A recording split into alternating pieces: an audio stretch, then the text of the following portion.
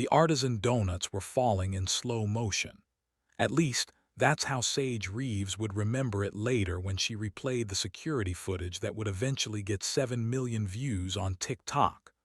Organic lavender honey glaze, matcha with edible gold leaf, something called a deconstructed croissant situation that cost $12 per piece. All of them, every single one, airborne. Her phone was also airborne.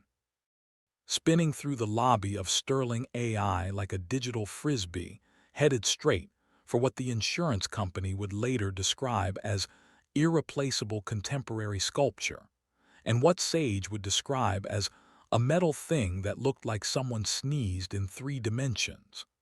This wasn't how corporate girly era was supposed to go. Sage had woken up at 5:45 a.m., which was already a crime against her natural circadian rhythm.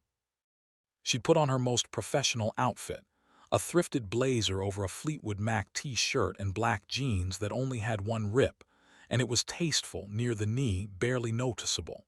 She'd even remembered deodorant. Both armpits. That was growth. The temp agency had been very clear. Sterling AI was a big deal. Dominic Sterling was a bigger deal. The kind of deal that came with NDAs and background checks and a salary that made her monthly rent look like a rounding error. "Just don't be yourself," her roommate Maya had said that morning helpfully. "Be like corporate you, boring you. The you that doesn't have ADHD and doesn't see emotions as colors and doesn't talk to houseplants." "I don't talk to houseplants," Sage had protested. "You named ours Gerald. Gerald is a succulent of few words but deep feelings." Maya had just looked at her, that look. The one that said, "This is why you've had 14 temp jobs this year." So Sage had promised. She would be normal. Professional. She would not vlog in the office. She would not mention her synesthesia. She would definitely, absolutely, certainly not talk to herself out loud. That promise lasted approximately 11 minutes. The Sterling AI lobby was the kind of space that made you feel poor just by existing in it. Floor-to-ceiling windows. Polished concrete floors that probably cost more per square foot than her entire apartment. A reception desk made of what looked like a single piece of white marble, behind which sat a woman so beautiful and composed that Sage immediately felt like a raccoon who'd wandered in from the dumpster. And there on the marble reception desk was the welcome breakfast. 30 artisan donuts arranged in a perfect geometric pattern. A small card that said "Welcome to Sterling AI" in minimalist sans serif font. Sage had pulled out her phone. Just one quick video for her 47 followers. Just a little day in the life content, nothing crazy. "Okay, besties," she'd whispered to her phone camera, walking backward to get the full lobby in frame. "We're doing it. We're being corporate. Look at this place.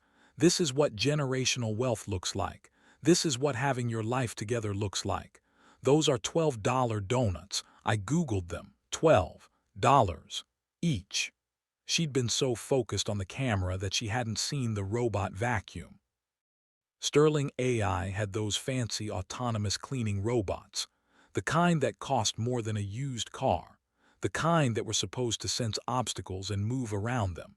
Apparently, they didn't sense chaos in human form. Sage's heel caught the edge of the robot. Her body went forward, her arms windmilled. The phone flew from her hand like it had been launched from a catapult, and the tray of donuts which she'd grabbed to steady herself came with her. The sculpture made a sound when her phone hit it. Not a crash, more like a musical note, a very expensive musical note. Then it tilted, slowly, gracefully, like it was considering its options. Sage watched from the floor, sprawled across polished concrete covered in organic lavender honey glaze as the sculpture tipped past its center of gravity. "No," she said. "No, no, no, no, no." The sculpture fell. It didn't break. That would have been too simple. Instead, it hit the floor with enough force to trigger the building's fire suppression system. The sprinklers activated, all of them. Cold water rained down on the lobby, on the marble desk, on the beautiful composed receptionist who was now significantly less composed, on Sage who was still on the floor covered in donut glaze and regret. "This is fine. Sage said to no one, water streaming down her face. "This is totally fine. This happens to people, normal people on normal days. This is just a minor setback in my corporate journey." The receptionist was speaking rapidly into her headset. Security guards were running toward the lobby. The robot vacuum, apparently unbothered by the chaos it had caused, continued its cleaning route. Sage looked up at the security camera in the corner of the lobby. She wondered if anyone was watching. She wondered if she could just stay on the floor forever, become part of the lobby. A cautionary tale told to future employees. 12 floors above, in an office that looked like it had been designed by someone who thought emotions were inefficient, Dominic Sterling watched his security monitors. He'd been watching for 3 minutes and 47 seconds. He'd seen the whole thing, the backward walking, the robot vacuum, the phone trajectory that would have impressed a physics professor, the sculpture, the sprinklers. And for the first time in 3 years, 2 months, and 16 days, the corner of his mouth moved. Not a smile. Not exactly. Just a microscopic twitch. A muscle memory of amusement that his face had almost forgotten how to make. On his desk, his laptop screen showed an alert from his own software. Sterling AI's flagship product. The emotion recognition algorithm that had made him a billionaire before he turned 30. Micro-expression detected. Subject Sterling D-emotion. Amusement duration. 0.003 seconds confidence. 78% Dom stared at the alert.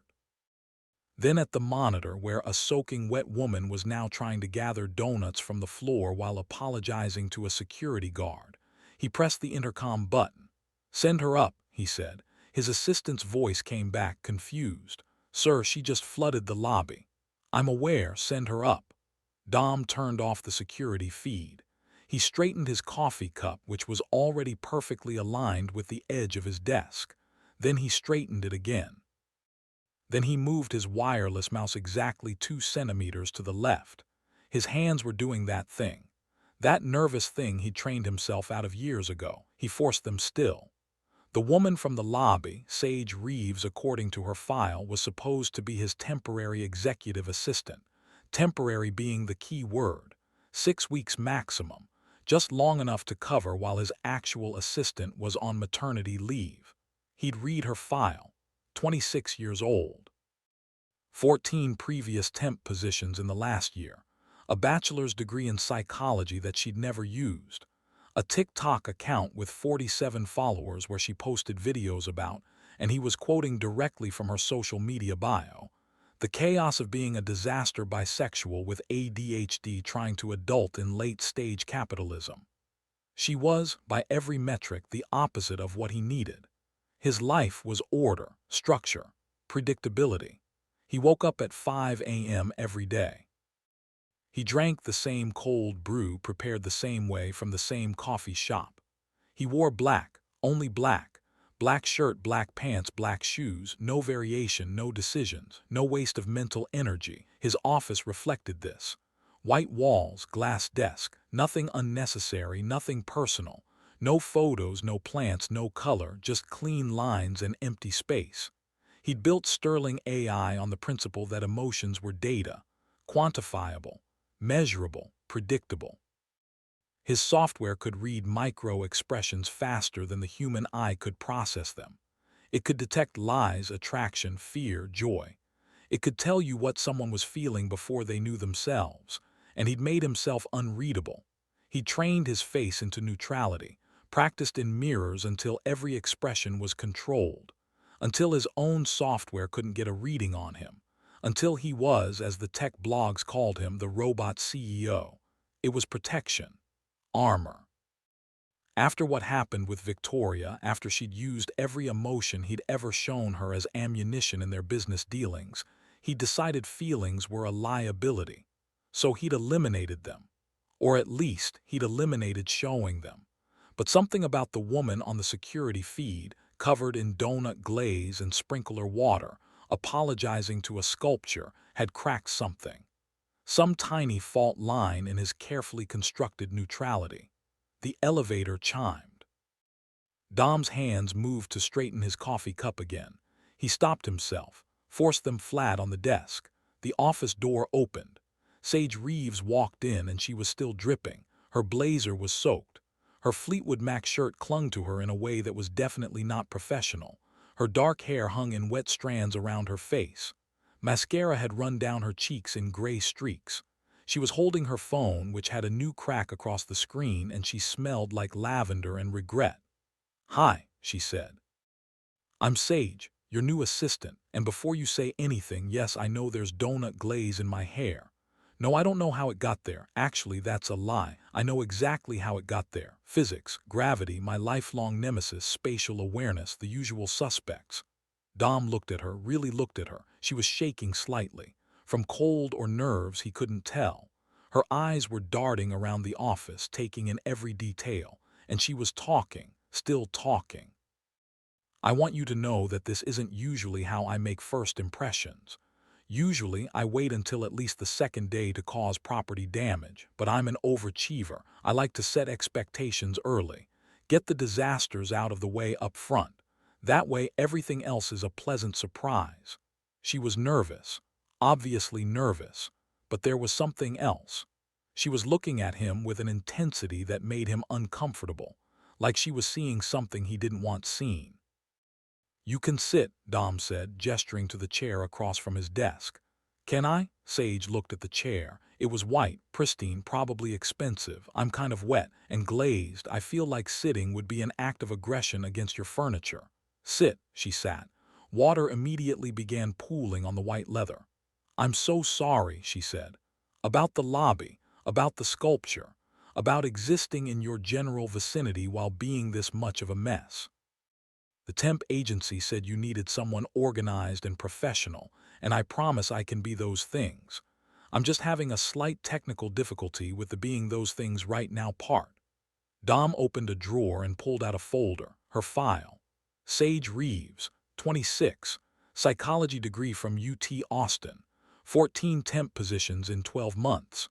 15 if you count the 3 days I worked at that law firm before I accidentally sent a cat meme to a federal judge. But we don't talk about that. "Why so many positions?" Sage was quiet for a moment. Her fingers were tapping against her thigh, a rhythm, fast, anxious. "I get bored," she said finally. "Or I say something I shouldn't, or I notice things that make people uncomfortable, or I just don't fit. I'm like a puzzle piece from the wrong box. Technically a puzzle piece, but not for this puzzle. And you think you'll fit here? Honestly, no.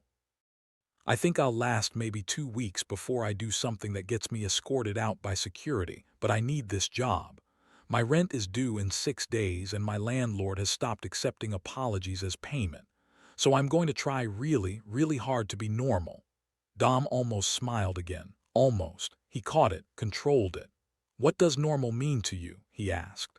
"Not talking to myself, not mentioning that I see emotions as colors, not filming TikToks in the office, not asking inappropriate questions about people's childhood trauma, the usual workplace boundaries." Dom's fingers stopped moving. "You see emotions as colors." Sage's eyes widened. "I wasn't supposed to say that. Forget I said that. I don't see anything. I'm very normal, extremely normal, aggressively normal. Synesthesia. You know what that is? I built a company on emotion recognition. Yes, I know what synesthesia is." Sage was looking at him again. That intense look. "You're silver," she said quietly. "Like static on an old TV. Like you're trying so hard to feel nothing that you've just become empty space." The silence that followed was heavy. Dom should have been angry, should have ended the interview, should have called security and had her removed for being inappropriate and unprofessional and far too perceptive. Instead, he said, "The position is 6 weeks. You'll manage my calendar, handle correspondence, attend meetings. Standard executive assistant duties. Salary is $4,000 per week." Sage's mouth fell open. $4,000 per week. That's more than I made in 2 months at my last job. The work is demanding, the hours are long, and you'll need to sign an NDA. "I'll sign anything. I'll sign in blood. I'll sign away my firstborn. I don't have a firstborn, but I'll acquire one just to sign it away." Dom pulled out a contract. "Read this. If you agree to the terms, you start tomorrow, 8 a.m. Sage took the contract with shaking hands. 8 a.m. I can do 8 a.m. I can be a morning person. I can be whatever kind of person you need me to be. She was lying, Dom could tell, not maliciously, just hopefully. The kind of lie people tell themselves when they need something to be true. One more thing, Dom said as she stood to leave. The talking to yourself, can you control it? Probably not, but I can try to do it quietly. Don't, Sage stopped. Don't try to do it quietly. Don't control it. I'd rather know what you're thinking than wonder. For the first time since she'd walked in, Sage smiled. A real smile. The kind that reached her eyes and made her whole face change. You're going to regret saying that, she said. Dom watched her leave, dripping water across his office floor, still smelling like lavender donuts. His laptop chimed. Another alert from his emotion recognition software. Micro-expression detected. Subject Sterling, D-emotion. Anticipation duration. 0.007 seconds confidence. 82% Dom closed the laptop. He had a feeling the next 6 weeks were going to be complicated. Sage arrived at 7:53 a.m. the next morning, which she considered a personal victory. She'd set 4 alarms. She'd laid out her clothes the night before. She'd even meal prepped overnight oats, which she'd immediately forgotten on her kitchen counter, but the intention counted. The lobby had been cleaned.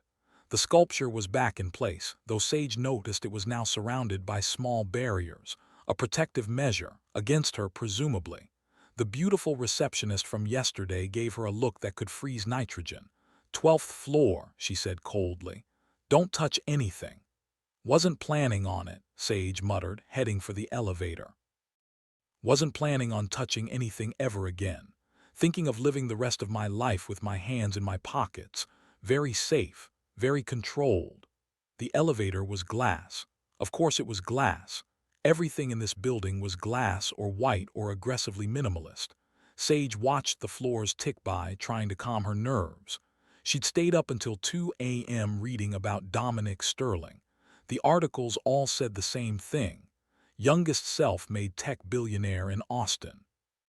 Founded Sterling AI at 24 with money from selling his first startup. Grew the company to a $2 billion valuation in 6 years. Known for being brilliant, ruthless, and completely emotionless. The photos all showed the same face. Neutral, unreadable, perfect posture, black clothes, no smile, ever. The tech blogs called him the robot CEO. Some called him the AI that became human. One particularly mean article called him what happens when you optimize a person for productivity and forget to install feelings. But Sage had seen something yesterday, in his office. When she'd said he was silver, empty static, something had flickered across his face. Fast, almost invisible, but there. Pain, maybe, or recognition. The elevator opened on the 12th floor. The executive level was even more aggressively minimal than the lobby. White walls, glass doors. The kind of silence that made you aware of your own breathing. Dom's office was at the end of the hall. Floor-to-ceiling windows overlooking downtown Austin. A glass desk with nothing on it except a laptop and a single coffee cup. And Dom, sitting perfectly still, looking at his screen. He didn't look up when she entered. "Good morning," Sage said, no response. "I'm here on time, well, 7 minutes early, which is basically on time. Some would say it's even better than on time." Still nothing.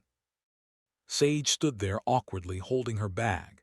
"Should I just sit? Is there a desk? Do I get a desk, or do I just hover near you like a corporate ghost?" Dom's finger moved.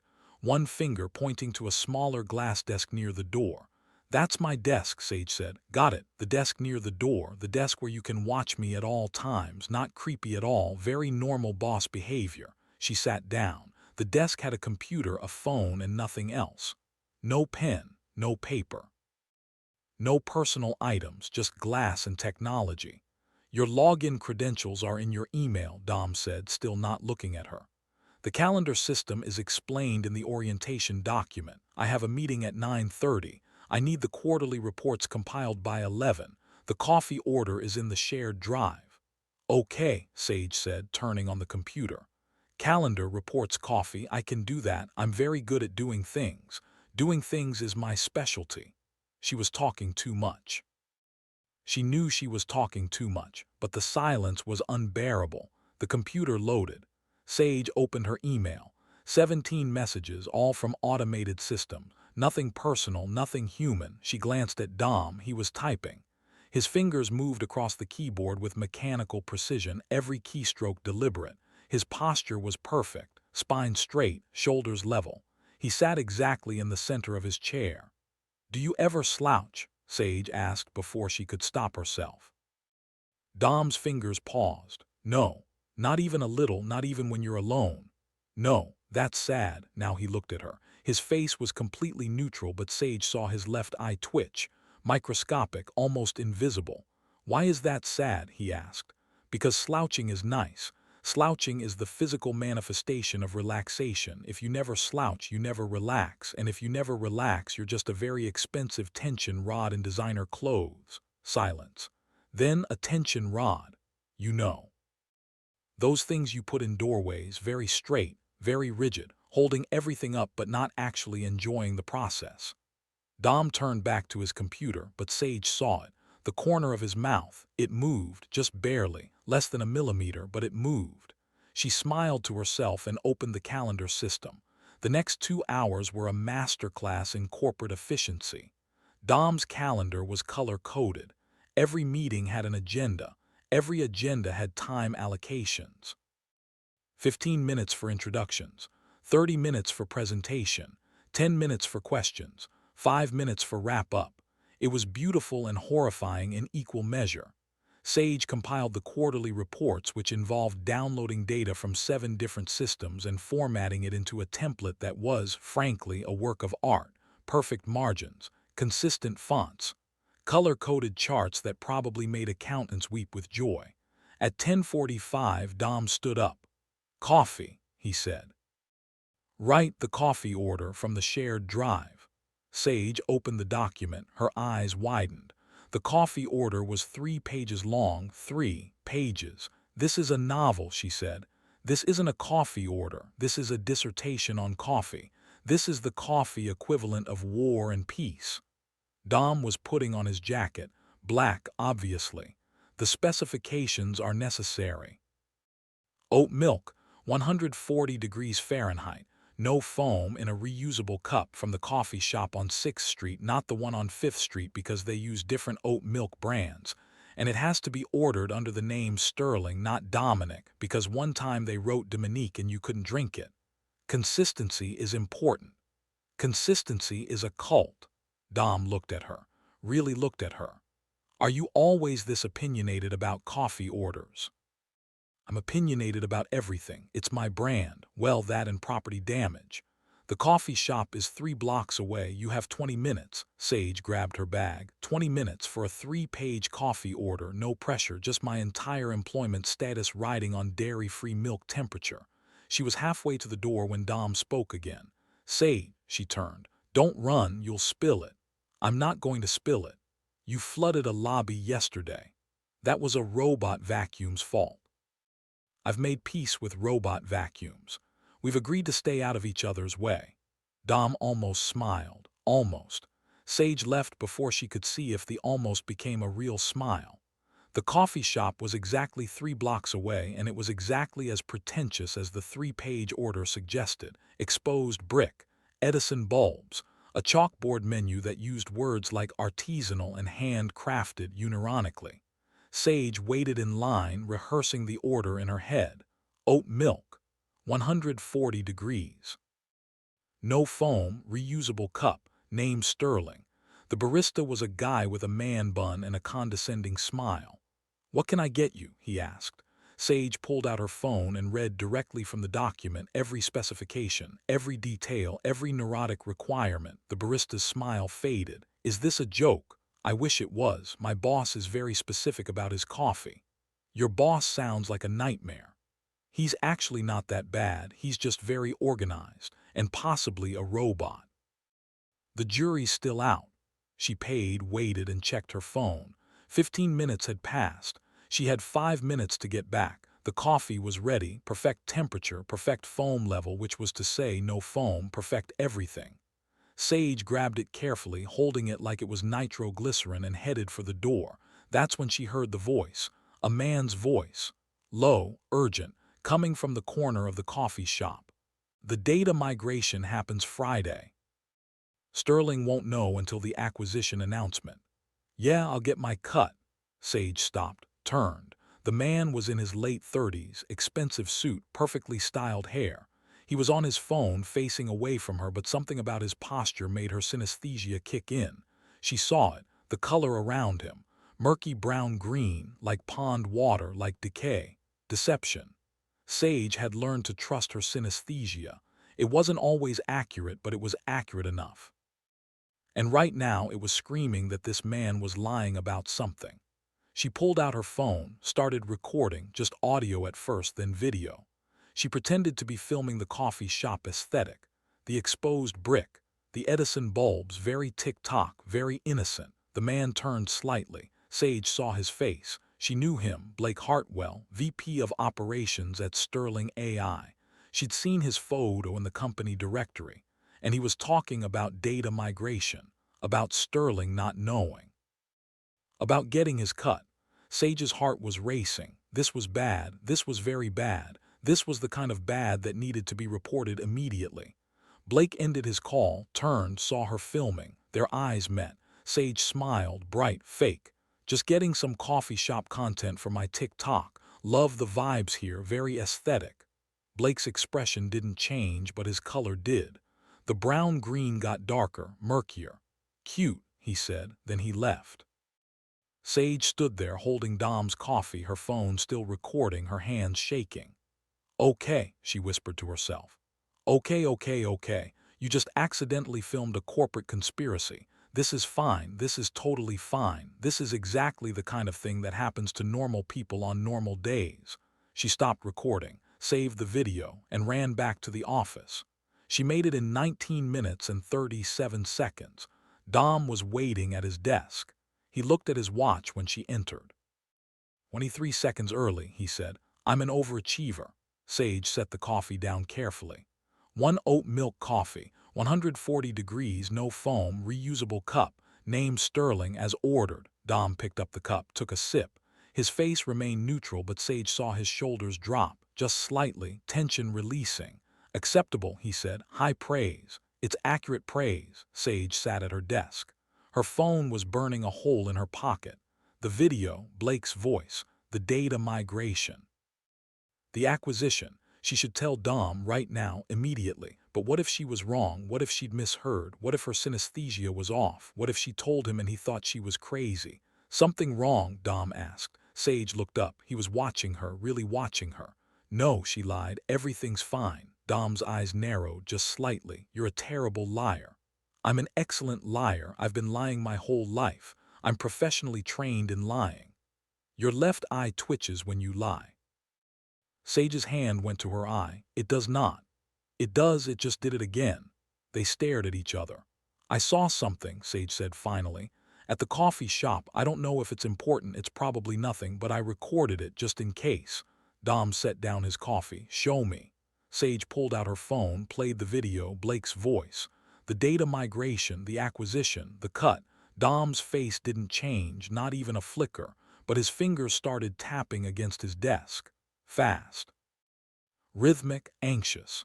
When did you record this? He asked. 10 minutes ago, maybe 15. I wasn't sure if I should tell you. I thought maybe I was overreacting. Maybe I misunderstood. You didn't misunderstand. Dom stood up. Blake Hartwell, VP of Operations. He's been with the company for 8 years. He reports directly to me. And he's talking about data migration and acquisitions that you don't know about. Yes, so that's bad. That's very bad. Dom paced to the window, looked out at the Austin skyline. His reflection in the glass was perfectly still, but Sage could see the tension in his shoulders, the way his jaw was clenched. What do we do? She asked. Dom turned. This isn't your problem. I recorded it. I'm involved. Plus, I have a very specific skill set that might be useful. I can tell when people are lying, It's like a superpower, except instead of flying or laser vision, I just get anxiety and color-coded emotional auras. That's not a superpower. It's got me fired from 6 jobs, that's pretty powerful. Dom almost smiled, almost. We need more information, he said. The video is evidence, but it's not enough. We need to know what data he's migrating, where it's going, who's paying him. So we investigate. I investigate, you do your job. My job is assisting you, this counts as assisting. This counts as corporate espionage. Even better, I've always wanted to be a spy. I have the perfect personality for it, paranoid, observant, and terrible at keeping secrets. Dom looked at her, really looked at her, and for the first time since she'd met him, she saw something in his face. Not a smile, not quite, but something close. You're serious, he said, completely serious. Well, mostly serious, like 70% serious, but that's a passing grade. Dom walked back to his desk, sat down, straightened his coffee cup, then straightened it again. If we do this, he said slowly, you need to understand the risk. Blake is powerful, he has connections on the board. If he finds out we're investigating him, he'll retaliate. I've been fired from 14 jobs. Retaliation is my comfort zone. This isn't getting fired, this is career destruction, reputation destruction. He'll make sure you never work in tech again. Sage thought about her rent, her student loans, her 47 TikTok followers who were the closest thing she had to a community. Then she thought about Blake's color, that murky brown-green, that decay.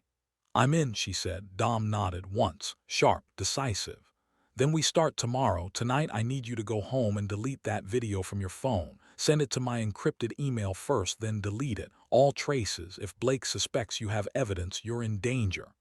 Encrypted email. Delete traces. Got it. This is very spy movie. I'm into it. This isn't a movie.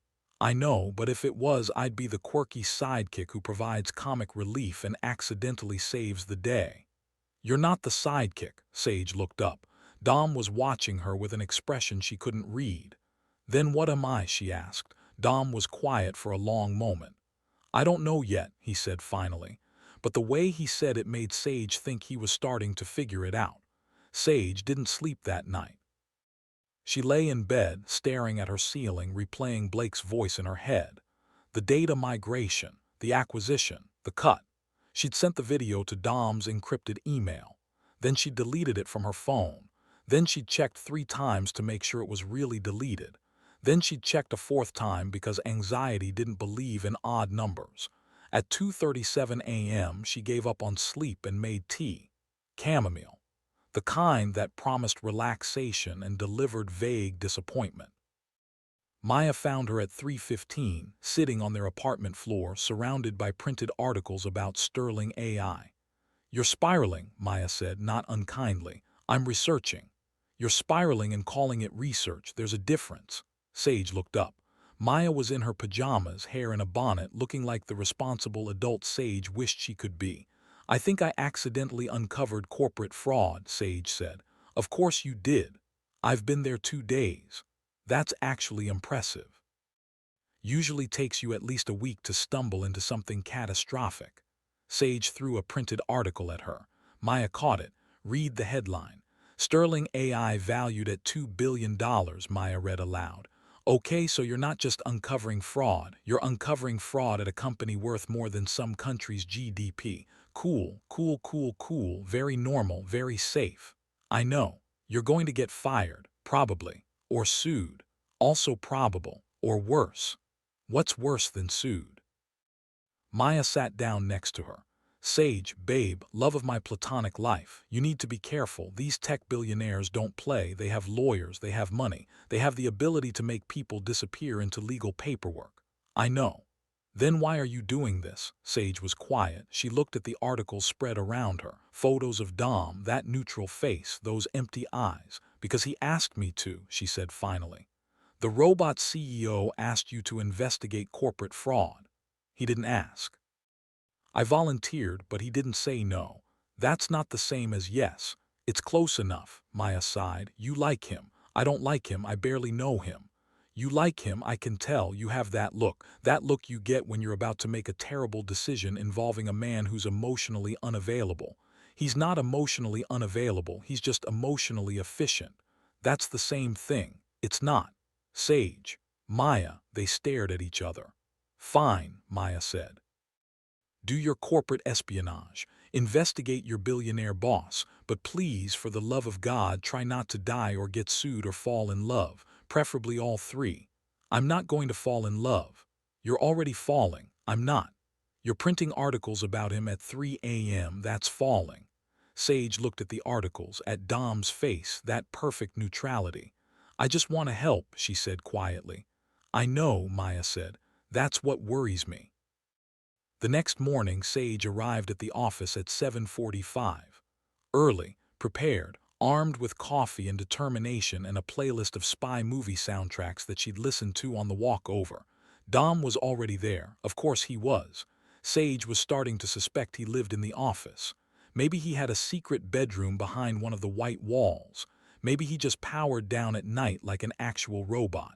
Good morning, she said. Dom looked up. You look tired. I didn't sleep.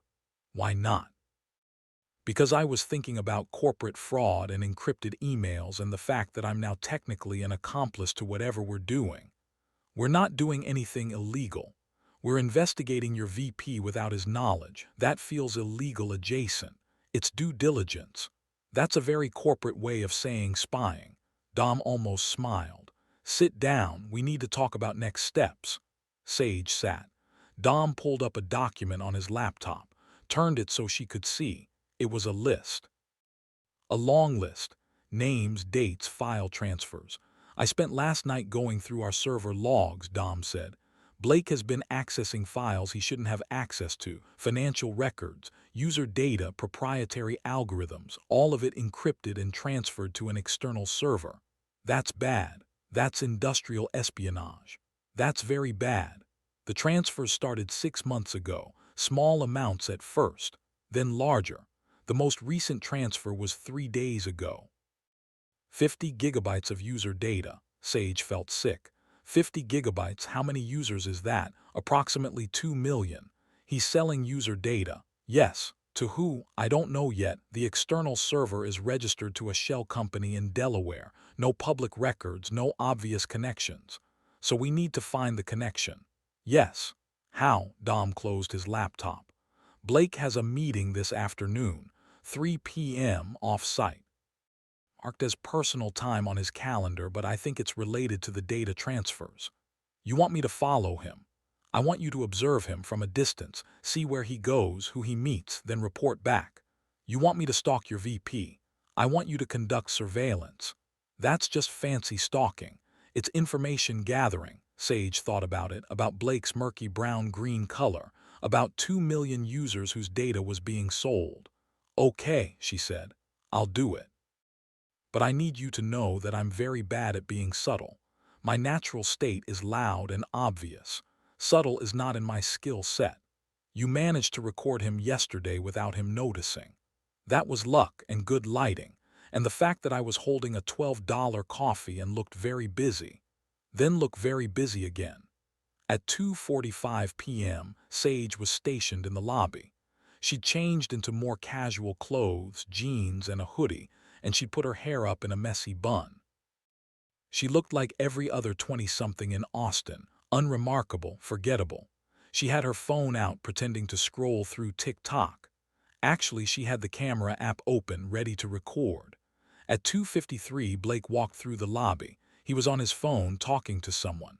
Sage couldn't hear the words, but she could see his color, still murky, still brown-green, still wrong. She waited until he was outside, then followed.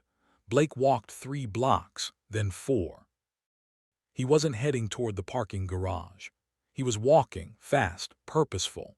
Sage kept her distance, half a block behind. She pretended to be on her phone, just another person walking in downtown Austin, nothing suspicious. Blake turned onto 6th Street, stopped in front of a coffee shop, not just any coffee shop, the same coffee shop from yesterday. The one with the 3-page order and the condescending barista. Sage's heart rate picked up. Blake went inside. Sage waited 30 seconds, then followed. The coffee shop was crowded. Afternoon rush. Sage grabbed a spot near the window, partially hidden behind a group of UT students with laptops. Blake was in the back corner, meeting someone. Sage couldn't see the other person clearly, just a figure in a dark suit. They were talking quietly, intensely. She pulled out her phone, started recording. The angle wasn't great, but she could see Blake's face, could see his hands moving, gesturing. The other person slid something across the table. A folder, thin, manila. Blake opened it, looked inside, nodded. Then he pulled out his own phone, showed the screen to the other person. Sage zoomed in as much as she could without losing quality. She couldn't see what was on the screen, but she could see Blake's expression. Satisfied, smug. The color around him shifted. The brown-green got darker, almost black.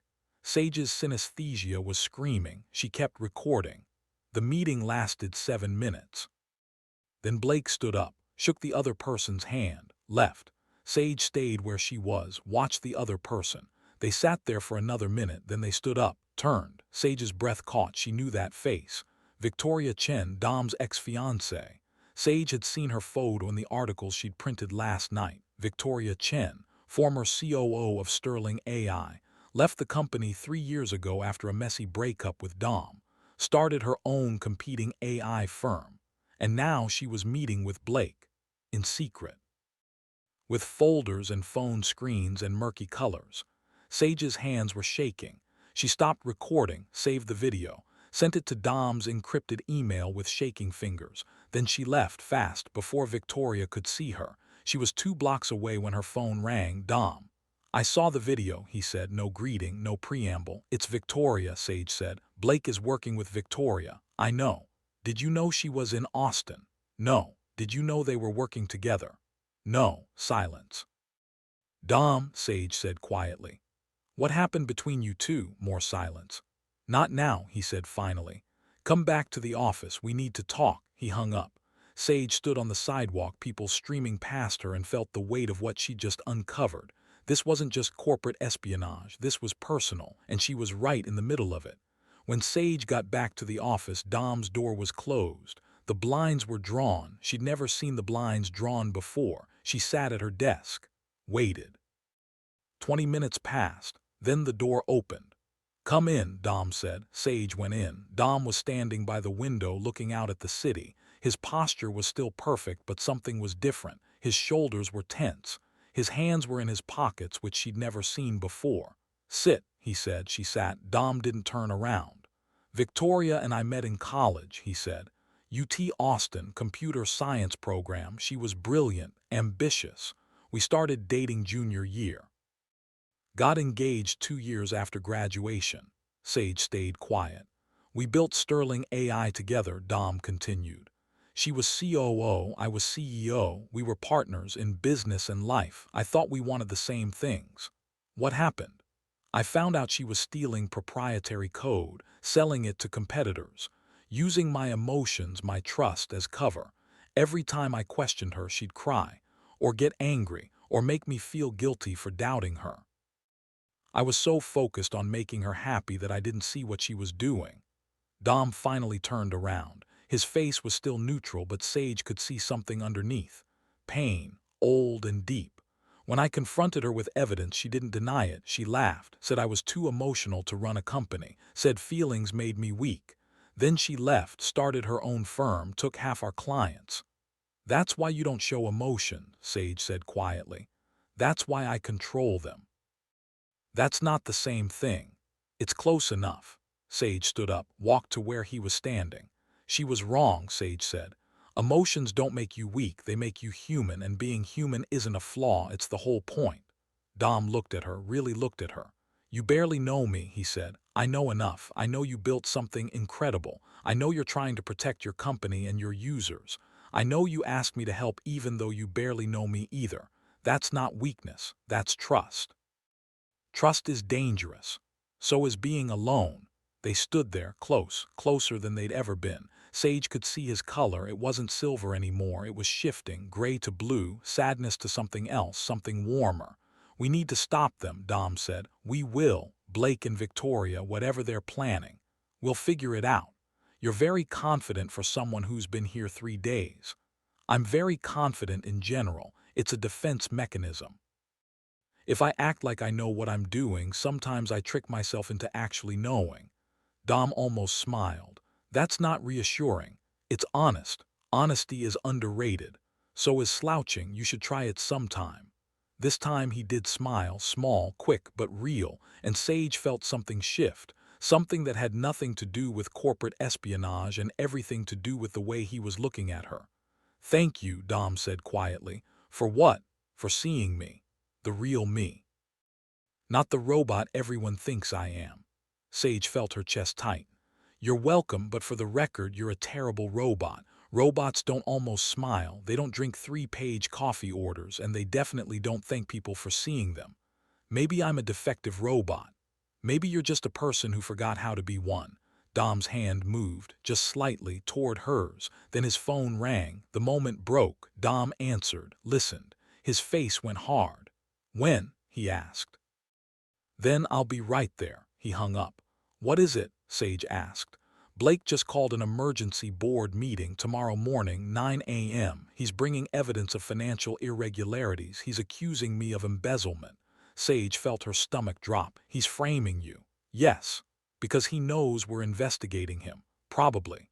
So what do we do? Dom looked at her.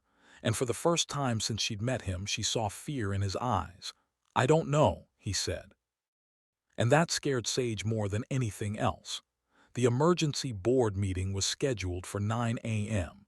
It was now 7:23 p.m., and Sage was stress-eating vending machine chips in the break room while Dom made phone calls to board members who weren't answering. This is bad, she said to the chips. This is very bad. This is the kind of bad that ends with someone in handcuffs, and I really don't look good in handcuffs. I have small wrists. They just slide right off. I'd be the worst criminal ever. You're talking to Chips, Jennifer from marketing said, walking in with her own stress snack. The Chips are good listeners, very supportive, non-judgmental. Jennifer grabbed a coffee from the machine. I heard about the board meeting. Blake's accusing Dom of embezzlement, $50 million missing from operating accounts. That's a lie. I know it's a lie. Everyone knows it's a lie, but Blake has documentation, bank transfers, digital signatures. It looks real. It's not real. Blake is framing him. Jennifer looked at her. How do you know? Sage almost told her. Almost showed her the videos, the evidence, everything, but Dom had been clear, trust no one, not until they knew who else Blake had compromised. I just know, Sage said. That's not very convincing. I'm working on my convincing skills. They're a work in progress. Jennifer left. Sage finished her chips. Then she went back to Dom's office. He was still on the phone. His voice was controlled, professional, but Sage could see the tension in his shoulders. The way his free hand was tapping against his desk. She waited until he hung up. Any luck? She asked. 3 board members won't take my calls. 2 say they need to see the evidence before making a decision. 1 told me to get a lawyer. That's not encouraging. No. What about the videos I took, the recordings of Blake? Not enough. He'll say it's taken out of context, that we're trying to deflect. We need the actual data, the server logs, proof of the transfers to Victoria's company. Where are the server logs? In the basement, the main server room, but it's locked down during system updates. The next update starts in 10 minutes. How long does the update take? 2 hours. Can we access the servers during the update? No, the room auto-locks. Security protocol. No one in or out until the update completes. Sage thought about it. What if we were already inside when the update started? Dom looked at her. That's against protocol. So is framing your CEO for embezzlement. If we get caught in there, Blake will use it as evidence that we're tampering with data. If we don't get in there, Blake wins. They stared at each other. You're serious, Dom said. I'm always serious. Well, I'm sometimes serious. I'm serious right now. That's what matters. Dom checked his watch. We have 8 minutes. Then we should probably stop talking and start moving. They took the stairs. The elevator would have been faster but also more visible, more trackable. The basement was 3 floors down through a maze of hallways that smelled like recycled air and old electronics. The server room door was heavy, metal, with a keypad lock. Dom entered a code. The light turned green. "We have 2 minutes before the update starts," he said. "Once we're inside, we're locked in until it finishes." 2 hours in a server room. I've had worse dates. This isn't a date. I know, that was a joke. I make jokes when I'm nervous. It's a coping mechanism, along with talking to myself and eating vending machine chips. Dom opened the door. The server room was cold, climate-controlled, rows and rows of black servers, blinking lights, the constant hum of cooling fans. They went inside. The door closed behind them with a heavy click. Then the locks engaged. Multiple locks, electronic and mechanical. "We're in," Sage said. "We're trapped," Dom corrected. "Trapped is such a negative word. Let's say we're committed to our investigation." Dom went to the main terminal, started typing. His fingers moved fast, pulling up logs, searching through thousands of entries. Sage watched the servers, the blinking lights, the way they pulsed in patterns she couldn't quite understand. "It's cold in here," she said. "It's 62 degrees, optimal temperature for server operation." Optimal for servers. Not optimal for humans wearing thin blazers. Dom didn't look up from the screen. "There's an emergency blanket in the supply cabinet, left side, top shelf." "You keep emergency blankets in your server room. I keep emergency supplies in all critical infrastructure rooms. It's basic preparedness. It's basic paranoia. Paranoia kept me alive in the tech industry." Sage found the blanket. It was one of those metallic emergency blankets that looked like aluminum foil. She wrapped it around herself. "I look like a baked potato," she said. Dom glanced over, and then he did something Sage had never seen before. He laughed. Not a small laugh, not a controlled laugh, a real laugh. The kind that came from his chest and made his shoulders shake. "You're laughing," Sage said. "You're actually laughing at me while I look like a baked potato." "I'm sorry," Dom said, still laughing. "I'm sorry, it's just, you look exactly like a baked potato. This is harassment. This is workplace harassment. I'm reporting you to HR. You're wrapped in an emergency blanket in a locked server room while we investigate corporate fraud. I don't think HR is our biggest concern right now." Sage sat down on the floor, still wrapped in her foil blanket. "Fair point." Dom went back to the terminal. The laughter faded, but something remained, a lightness, a crack in his usual control. "Found something," he said after a few minutes. Sage stood up, shuffling over in her blanket. "What?" "Transfer logs. Blake's been moving data to an external server for 6 months, but there's something else. He's also been creating fake transactions, making it look like I authorized transfers from company accounts to offshore holdings." "Can you prove they're fake?" "The digital signatures don't match. He used an old signature file from before I updated my security protocols. But he didn't know I keep version backups of all my signatures." "So you have proof?" "I have proof that the signatures are forged. I don't have proof that Blake did it." "But we have the videos, Blake meeting with Victoria, Blake talking about data migration."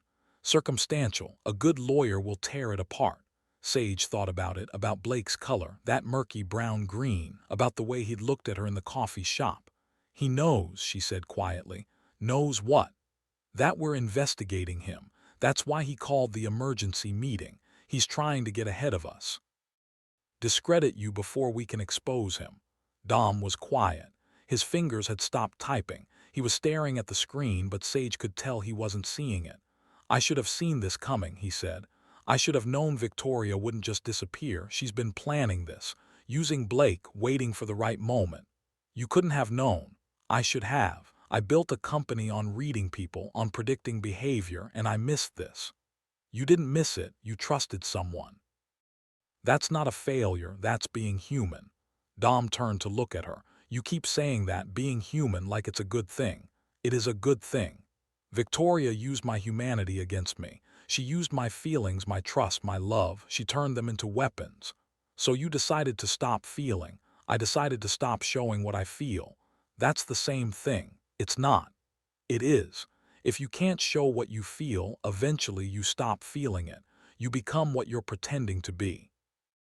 Dom was quiet for a long moment. The server fans hummed. The lights blinked their patterns. "You're very perceptive for someone who talks to chips," he said finally. "The chips taught me everything I know. I'm serious." "So am I." Those chips were very wise, very philosophical. They had a lot to say about the nature of existence and the futility of trying to control everything.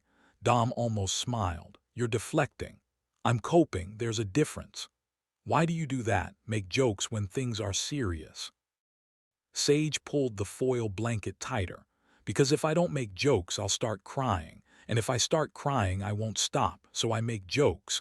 I make everything light and funny and manageable, even when it's not." "That sounds exhausting." "It is, but it's better than the alternative." "Which is?" "Feeling everything all the time, being crushed by the weight of other people's emotions, drowning in colors and auras and all the things I can't control." Dom sat down on the floor next to her. Not close, but closer than he'd ever been. "Tell me about it," he said. "The synesthesia, what's it like?" Sage was surprised. No one ever asked. Most people thought it was weird or fake or something she made up for attention. "It's like," she started, trying to find the words. "It's like everyone is broadcasting their feelings on a frequency only I can hear, or see, colors, textures, sometimes sounds. When someone is happy, they're yellow, bright yellow, like sunshine. When they're sad, they're blue, dark blue, like deep water. What about anger? Red, obviously, but not just red, it's hot, it burns, I can feel it even from across a room. And fear, gray, cold gray, like fog. What about deception?" Sage thought about Blake. "About that murky brown-green." "Murky," she said, "brown-green, like pond water, like something rotting underneath." "Is that what you saw with Blake?" "Yes, from the first time I saw him, even before I heard him on the phone, his color was wrong." "And me?" Dom asked quietly. "What color am I?" Sage looked at him, really looked at him, let her synesthesia do its thing. "You were silver," she said. "When I first met you, empty silver, like static, like you were trying so hard to feel nothing that you just become blank space. And now you're blue, soft blue, like the sky right before sunset, sad but beautiful, and there's gold, just a little, around the edges, like you're starting to remember how to feel something other than control." Dom was quiet. His hands were in his lap, fingers interlaced, not tapping, not moving, just still. "I don't know how to do this," he said. "Do what?" "Feel things, show things, be the person I was before Victoria, before I learned that feelings were dangerous. You don't have to be that person, you can be a new person, someone who learned from what happened but didn't let it destroy him." "What if I can't?" "What if you can?" They sat there in silence. The servers hummed. The temperature stayed at exactly 62 degrees, and Sage felt something shift between them, something that had been building since the first day, since the donut disaster and the almost smiles and the way he'd said her name. "Sage," Dom said. "Yeah, thank you. For what? For not giving up on me, for seeing something worth saving. You're not a project that needs saving. You're a person who needs to remember he's allowed to be human. I'm not good at being human. No one is. That's the whole point. We're all just making it up as we go. Some of us are just more obvious about it." Dom turned to look at her. His face was still mostly neutral, but Sage could see the cracks. The way his eyes were softer. The way his mouth wasn't quite as controlled. "You're very close," he said. Sage realized they were close. Closer than she'd thought. Close enough that she could see the gold flecks in his brown eyes. Close enough that she could feel the warmth coming off him despite the 62-degree air. "I can move," she said. "Don't." The word hung between them. Sage's heart was doing something complicated in her chest, something that felt like hope and terror in equal measure. "Dom," she started. "I know this is inappropriate. I know you work for me. I know there are power dynamics and professional boundaries and 100 reasons why this is a bad idea. Those are all very good points. But I don't care. You should care. Caring about professional boundaries is very CEO of you. I'm tired of being CEO. Right now, I just want to be a person sitting next to another person who makes me feel like being human isn't a weakness." Sage felt her breath catch. "That's the most romantic thing anyone's ever said to me, and it's still emotionally complicated. I'm working on my emotional communication skills." You're doing better than you think. They were so close now, close enough that Sage could see the way his chest was rising and falling, the way his eyes kept dropping to her mouth and then back up. "We're locked in a server room," she said. "This is possibly the least romantic location in the history of romantic moments. I don't care about romantic, I care about real. This is real. This is the most real thing I've felt in 3 years." And then Dom did something that surprised both of them. He reached out and took her hand, not dramatically, not with any grand gesture, just a simple movement, his hand covering hers. Warm. Solid, real. Sage looked down at their hands, at the way his fingers were slightly trembling, at the way his thumb was moving in small circles against her palm. "You're nervous," she said, "terrified. Of what? Of this, of feeling something, of letting someone see me and having them use it against me again. I won't. You can't promise that. I can't promise I won't accidentally flood another lobby or cause property damage or say something wildly inappropriate at exactly the wrong time. But I can promise I won't use your feelings as a weapon. That's not who I am." Dom's hand tightened on hers. "How do you know?" "Because I've been hurt too, hurt, different reasons, but I know what it's like to have someone take your vulnerability and turn it into something ugly, and I would never do that to someone else." They sat there, hands clasped, in a cold server room, surrounded by blinking lights and humming fans and the evidence of corporate fraud. And Sage thought this might be the most honest moment of her entire life. "The update finishes in 90 minutes, Dom said. "That's a long time to sit on a cold floor. We could talk.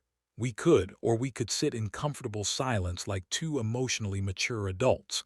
I don't think I know how to do comfortable silence." "Me neither. I usually fill silence with running commentary about whatever I'm thinking. It's a problem." "It's not a problem, it's who you are." "Who I am is a disaster." "You're not a disaster, you're just loud about your chaos. Most people hide it, you're honest about it." Sage felt tears prick her eyes. "That's the nicest thing anyone's ever said about my chaos.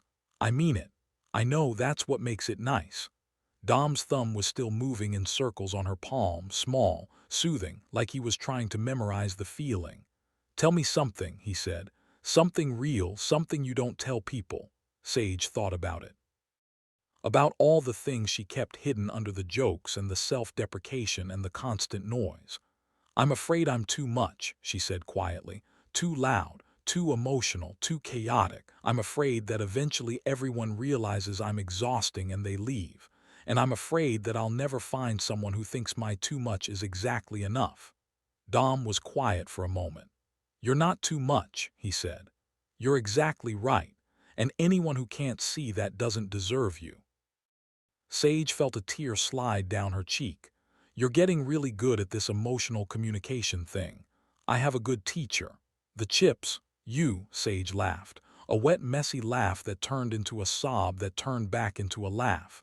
"I'm a mess," she said. "I know. And you're okay with that."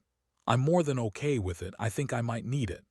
They sat there until the update finished, until the locks disengaged, until the door opened and they had to go back to being CEO and assistant instead of just two people being honest in a cold room. But something had changed, something that couldn't be unchanged. And when they walked out of the server room, hands still clasped, Sage knew that whatever happened with Blake and Victoria and the board meeting, they would face it together. Because that's what you did when you found someone who thought your too much was exactly enough. You held on. The board meeting was in 12 hours. Sage went home at 11 p.m. with a USB drive full of evidence and a head full of thoughts she couldn't organize. Maya was waiting up, sitting on their couch with a face mask on and a glass of wine in hand. "You look like you've been through a war," Maya said. "I've been through a server room, close enough." "Did you find what you needed?"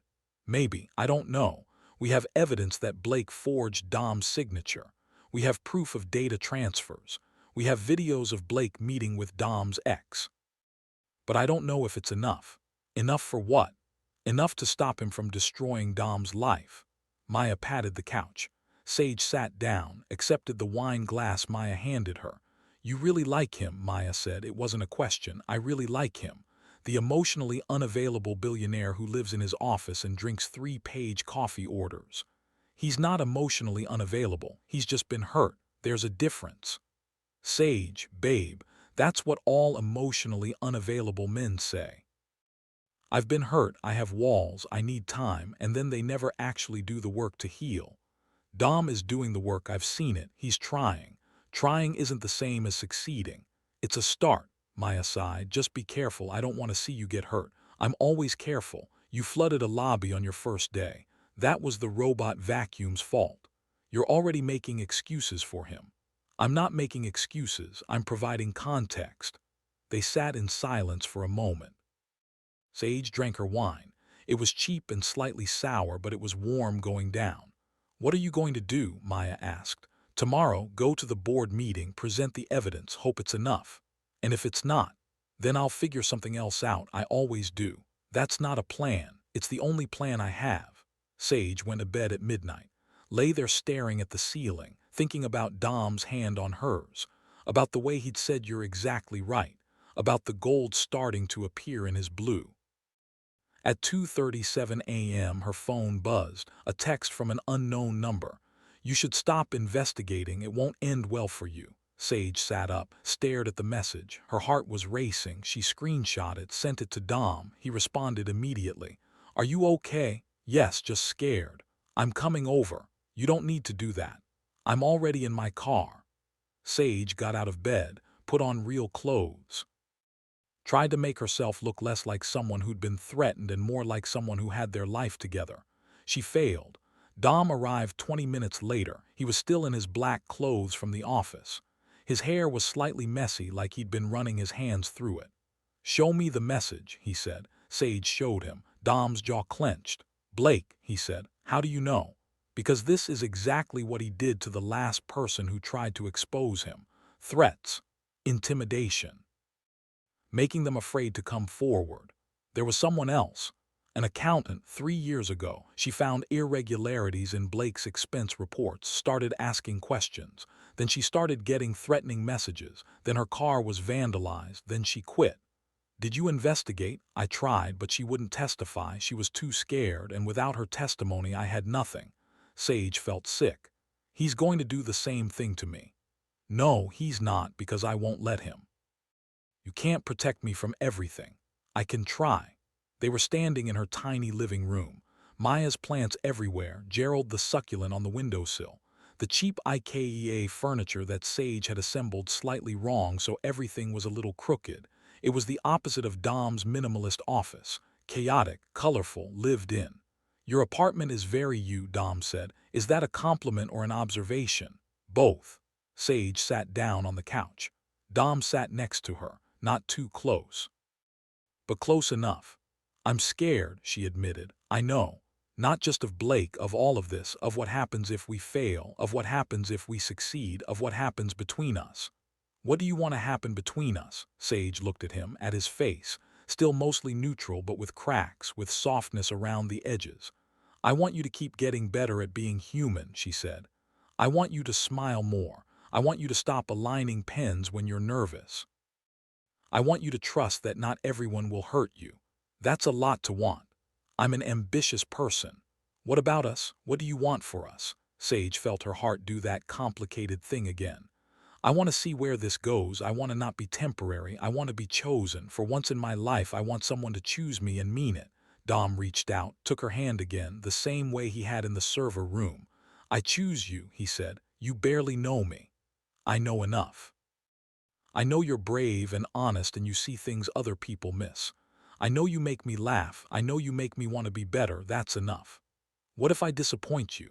What if you don't? They sat there, hands clasped in her messy apartment, with threatening messages on her phone and a board meeting in 10 hours. Stay, Sage said. Tonight, not for anything weird, just stay. I don't want to be alone. Dom nodded. Okay. They didn't sleep. They sat on the couch and talked about everything. About nothing. About Dom's childhood in a small town outside Austin. About Sage's ADHD diagnosis at 16. About the ways they'd both learned to hide parts of themselves to fit in. At 6 a.m., Maya came out of her room, saw them on the couch, saw their hands still clasped. "I'm making coffee," she said. "You both look like you need it." The board meeting was at 9 a.m.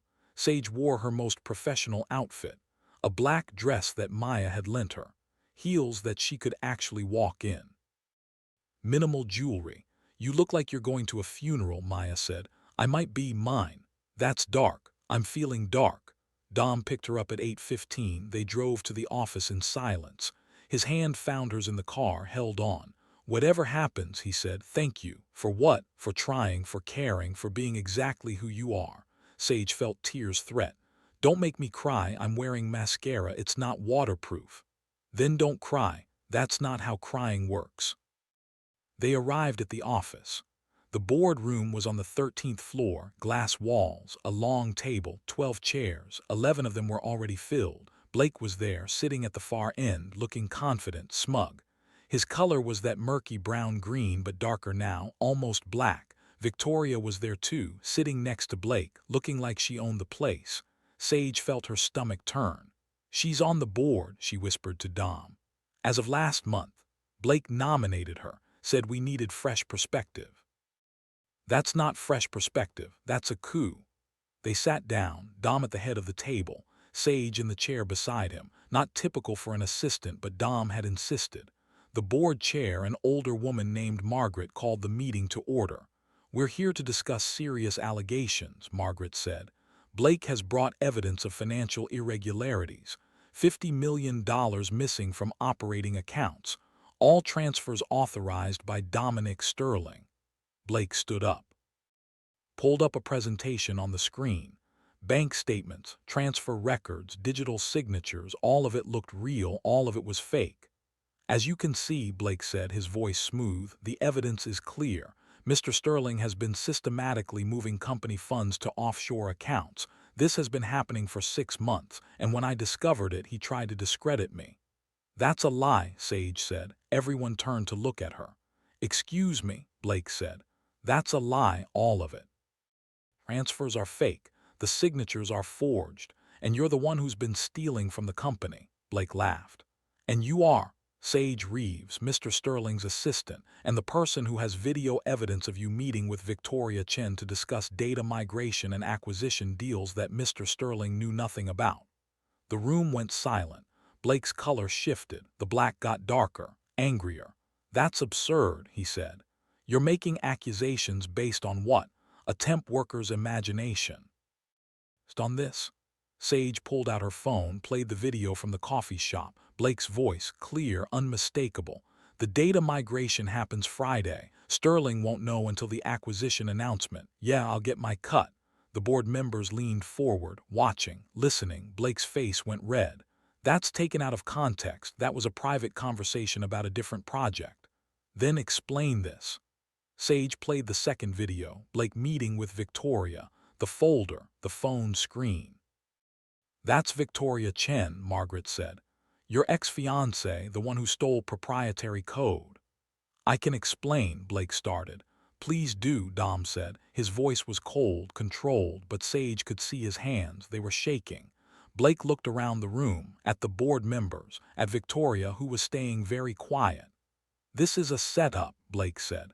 "Sterling is trying to frame me because I discovered his embezzlement. He's using his assistant to create fake evidence." "Evidence isn't fake," Dom said. He pulled out his laptop. "These are server logs showing data transfers from our systems to an external server registered to a shell company in Delaware, a shell company that's owned by Victoria Chen." He pulled up more files.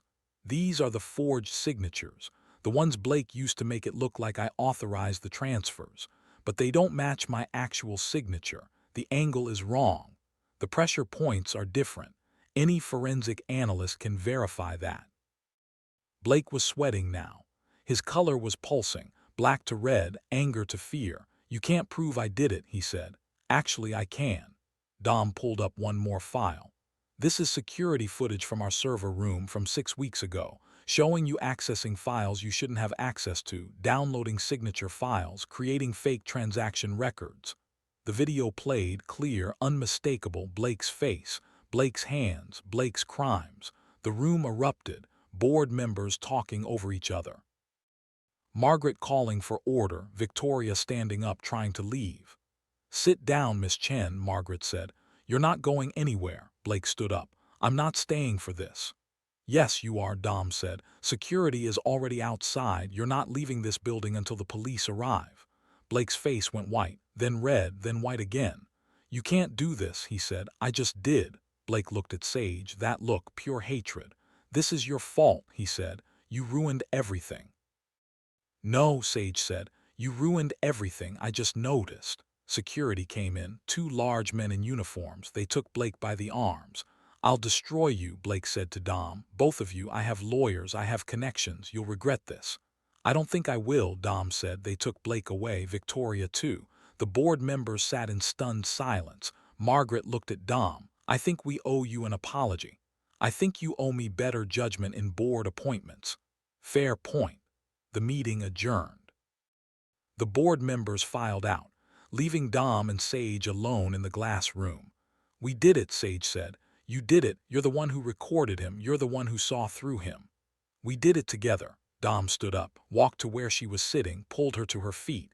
"Thank you," he said. "You keep thanking me. I keep meaning it." And then in the glass boardroom with the whole office potentially watching, Dom smiled.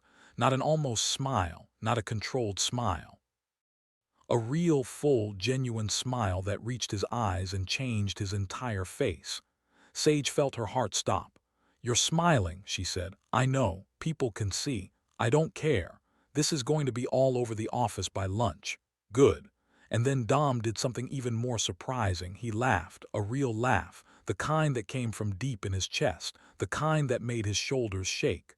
"What's funny?" Sage asked. "You, me, this whole situation. The fact that I hired you to be my assistant and you ended up saving my company. The fact that you see emotions as colors and talk to yourself, and somehow that's exactly what I needed. I'm glad my chaos is useful. Your chaos is essential."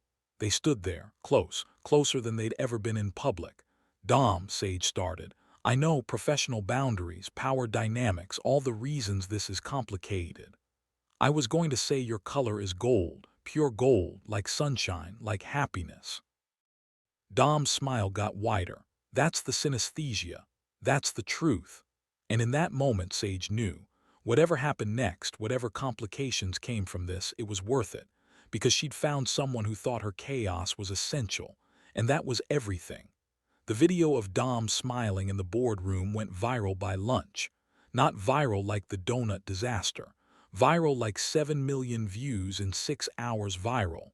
Viral like trending on 3 platforms viral. Viral like tech blogs writing think pieces about the humanization of AI CEOs viral. Sage discovered this while eating a sad desk salad and scrolling through her phone. The headline on TechCrunch: "The robot CEO finally smiles. What this means for Sterling AI's company culture." The headline on Twitter: "Y'all, the Ice King melted, and it's because of his chaotic assistant I'm crying." The headline on her own TikTok, which had somehow gained 50,000 followers overnight: "I accidentally made my billionaire boss smile and now I'm internet famous, send help." "This is bad," Sage said to her salad. "This is very bad. This is the kind of bad that ends with me being a meme forever." "Actually, it's good," Jennifer from marketing said, appearing at her desk. "The company's stock went up 12% this morning. Investors love the humanization narrative. They're calling it authentic leadership." "Authentic leadership? I just recorded corporate fraud and made him laugh. That's not leadership, that's chaos." "Chaos that's worth 12% stock growth." Sage put her head on her desk. "I want to disappear. I want to become one with this desk. I want to evolve into furniture." "Too late. You're already scheduled for 3 podcast interviews and a profile in Forbes." Sage's head shot up. "What?" Dom approved it. He said, and I quote, "If Sage is comfortable with media attention, she should be recognized for her role in exposing the fraud." "I'm not comfortable with media attention. I'm barely comfortable with eye contact." "Well, you better get comfortable fast. The first interview is tomorrow." Jennifer left. Sage stared at her phone, at the notifications, at the comments. She's so real for this. The way he looks at her, I'm sobbing. This is enemies to lovers but make it corporate. I need a 12-hour video essay about their relationship dynamic immediately. Sage felt her face burning. She looked up at Dom's office. He was on a call, perfectly composed, perfectly professional, like nothing had changed, but everything had changed. Her phone buzzed, a text from an unknown number. "You think you won, you didn't, this isn't over." Sage's hands went cold. Another text. "You should watch your back, accidents happen." She screenshot both messages, sent them to Dom. His office door opened immediately. "Come in," he said. His voice was tight, controlled, but Sage could see the anger underneath. She went in, closed the door. "Blake?" she asked. "Probably. He made bail this morning. His lawyer is already talking about wrongful termination and defamation." "Can he sue?" "He can try. He won't win. We have too much evidence, but he can make things difficult." "How difficult?" Dom was quiet. He walked to the window, looked out at Austin. "Victoria is claiming the data transfers were authorized," he said. "She's saying I knew about them, that Blake was acting on my orders, that we're trying to frame them because our relationship ended badly. That's insane. That's her strategy. Make it about emotions, about a bitter ex trying to destroy her. The media will eat it up. But we have proof. We have proof of the transfers. We have proof of the forged signatures. But we don't have proof that I didn't authorize the transfers verbally." It's her word against mine. Sage felt sick. "So what do? We wait, we let the lawyers handle it, we stay quiet." "I'm not good at staying quiet, I know. I'm really not good at it. Staying quiet is like asking me to stop breathing. It's physically impossible." Dom turned to look at her. "Then don't stay quiet, do what you do best. Cause chaos, tell the truth." Sage thought about it, about the podcast interviews, the Forbes profile, the platform she suddenly had. "You want me to go public," she said. "I want you to do whatever feels right. If that's going public, I'll support you. If it's staying quiet, I'll support that too. What do you want?" "I want you to be safe. I want Blake and Victoria to face consequences. I want this to be over so we can figure out what we are without corporate fraud hanging over us." "What are we?" Dom walked toward her, slowly. Like he was giving her time to move away. She didn't move. "I don't know," he said. "But I want to find out." They were close now, close enough that Sage could see the gold in his eyes, the way his color had shifted from blue to warm amber. "Dom," she started. His phone rang. They both jumped. Dom answered, listened. His face went hard. "When?" he asked. "Then I'll be right there." He hung up. "What is it?" Sage asked. "Victoria just called a press conference. She's making a statement in an hour about the data transfers, about me, about us." "Us? There is no us." "I mean, there's us in the sense that we're two people who work together and maybe have feelings but haven't actually defined anything. But there's no us in the public sense. We haven't even kissed. We've just held hands and had emotionally vulnerable conversations in server rooms." Dom was staring at her. "Sorry," Sage said. "I'm spiraling. I spiral when I'm stressed. It's a whole thing." "We should go," Dom said. "To the press conference. We should be there." "Is that a good idea?" "Probably not. But I'm tired of letting Victoria control the narrative." They took Dom's car, a black Tesla that drove itself, which Sage found both impressive and deeply unsettling. "What if the car decides to kill us?" she asked. "It won't. But what if it does? What if it's been waiting for this moment? What if it's secretly working for Blake?" "The car is not working for Blake." "You don't know that. You didn't know Blake was working for Victoria." Dom almost smiled. "Fair point." The press conference was at a hotel downtown. The ballroom was packed. Journalists, cameras, people Sage didn't recognize but who looked important. Victoria was at the front, standing behind a podium, looking perfect. Her hair was perfect. Her suit was perfect. Her makeup was perfect.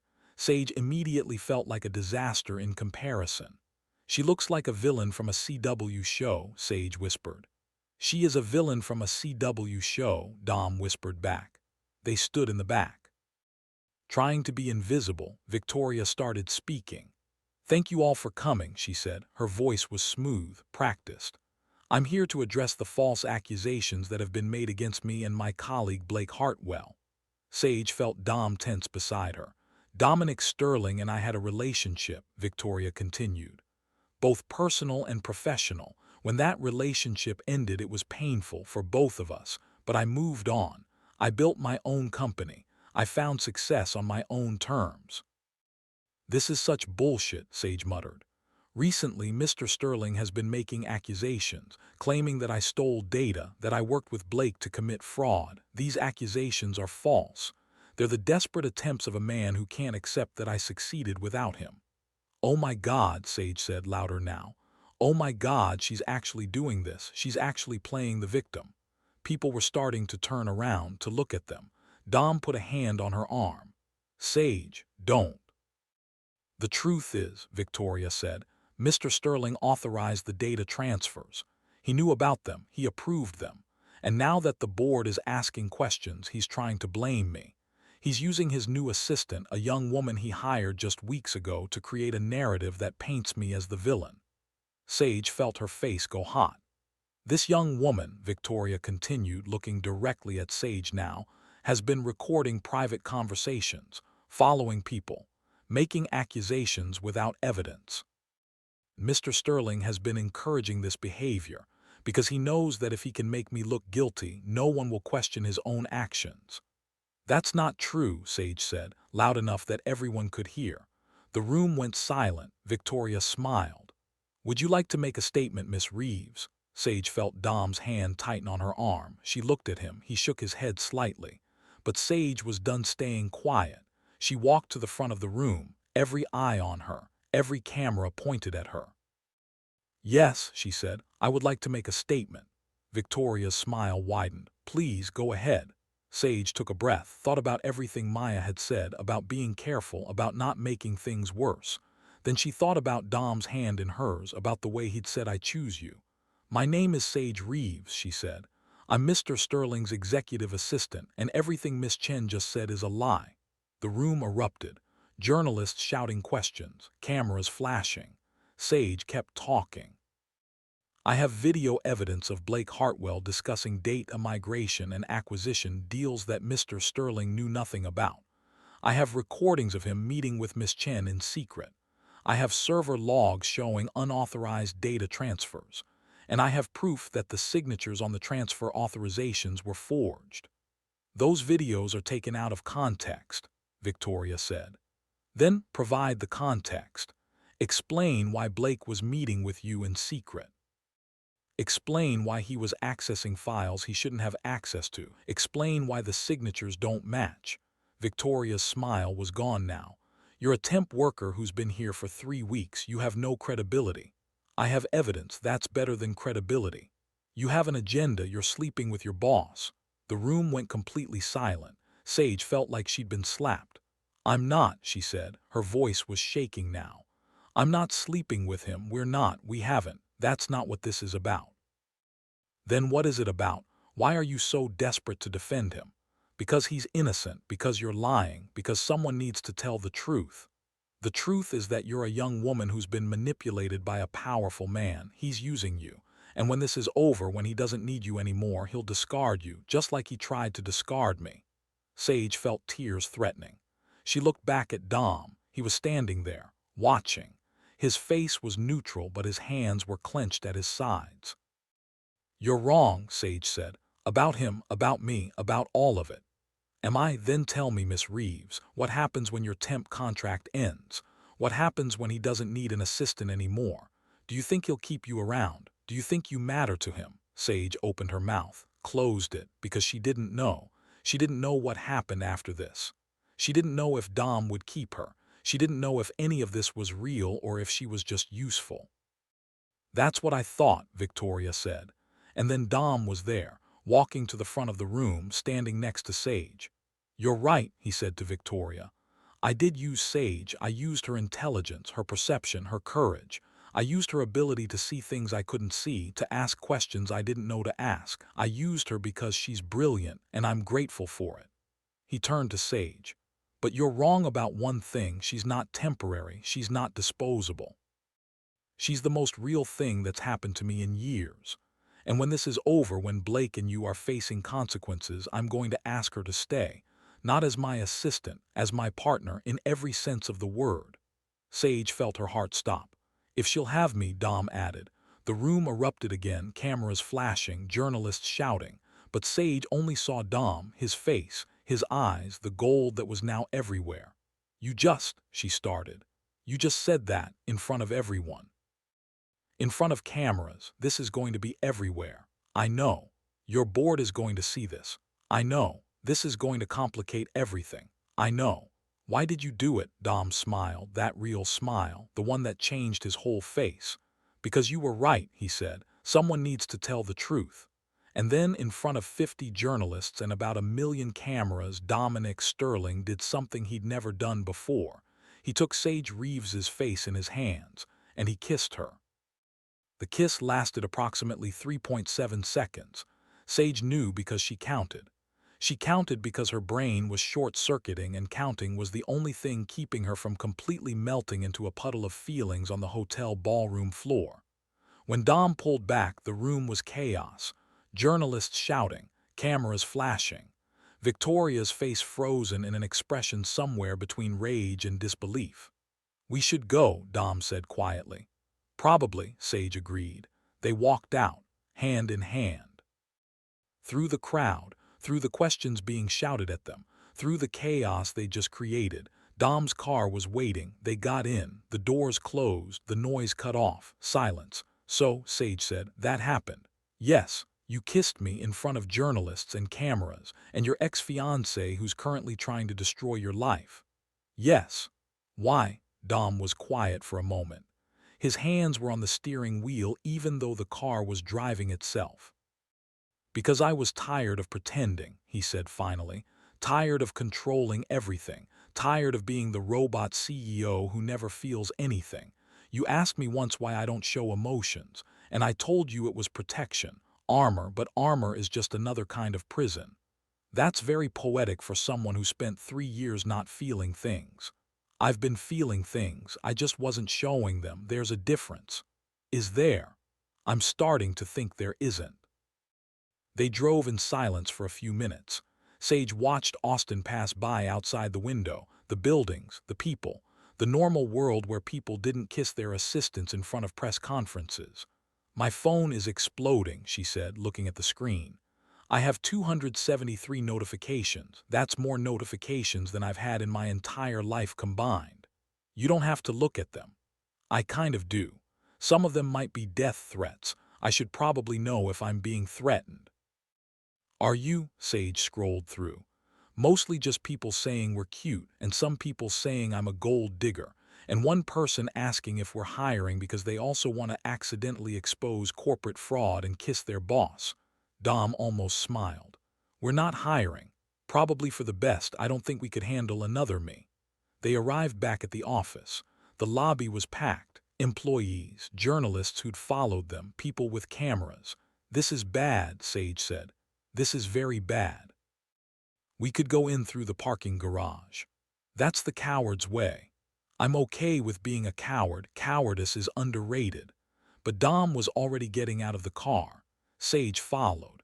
They walked through the lobby together, people staring, phones out, recording everything. Sage kept her head up, tried to look confident, like she kissed billionaires in public all the time, like this was normal, like her heart wasn't trying to escape through her ribcage. They made it to the elevator. The doors closed. I can't believe you did that, Sage said. Which part? All of it, the speech, the kiss, the public declaration that I'm your partner. Do you know what you just did? I told the truth.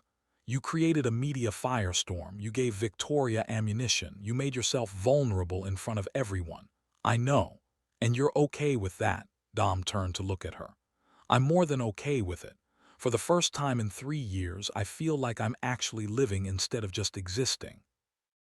The elevator reached the 12th floor. They walked to Dom's office. His assistant, the one Sage was temporarily replacing, was back early from maternity leave. She was standing at her desk with wide eyes.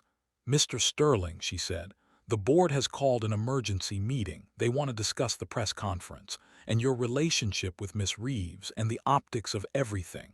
Tell them I'll be there in an hour. They said immediately. Tell them I'll be there in an hour. The assistant nodded and scurried away. Dom closed his office door. Sage sat down in one of the chairs. Her legs were shaking. They're going to fire you, she said. Probably not. They're going to make you choose between me and the company. Then I'll choose you, Dom. You can't do that. This company is your life. You built it from nothing.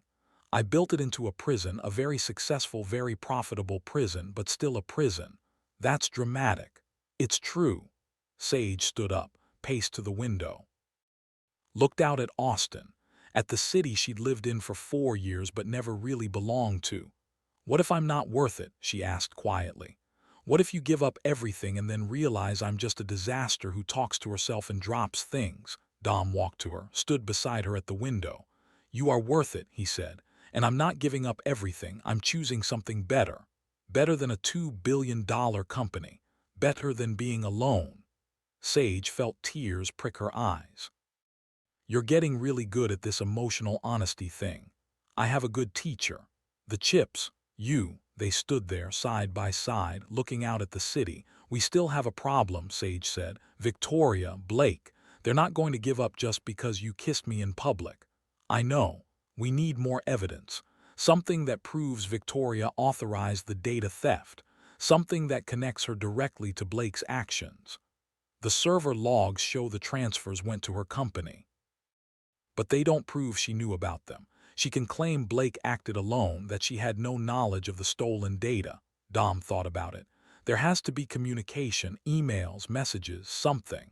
Blake's phone was confiscated when he was arrested, but Victoria's wasn't. We can't access her phone. No, but we can access her company's servers. Dom looked at her. That's illegal. So is stealing 50 million users' data. Say, I'm not saying we hack into her servers. I'm saying we find someone who already has access, someone who works for her, someone who might be willing to help. Why would anyone who works for Victoria help us? Because not everyone who works for a villain knows they're working for a villain. Some people are just doing their jobs, and if we can show them what's really happening, they might want to help. Dom was quiet, thinking. I know someone, he said finally. Marcus Chen, Victoria's brother. He works for her company, head of security. We were friends once, before everything happened. Would he help? I don't know, but it's worth trying. Dom made the call, put it on speaker. It rang 4 times, then a man's voice answered. This is Marcus. Marcus, it's Dom Sterling. Silence. I know you probably don't want to talk to me, Dom continued. But I need your help. It's about Victoria, about what she's been doing. I'm not interested in whatever drama you two still have. It's not drama, it's corporate espionage. Data theft. She's been working with my VP to steal user data and sell it to competitors. That's a serious accusation. I have proof, video evidence, server logs, but I need more. I need communication between Victoria and Blake, emails, messages, anything that shows she knew about the theft.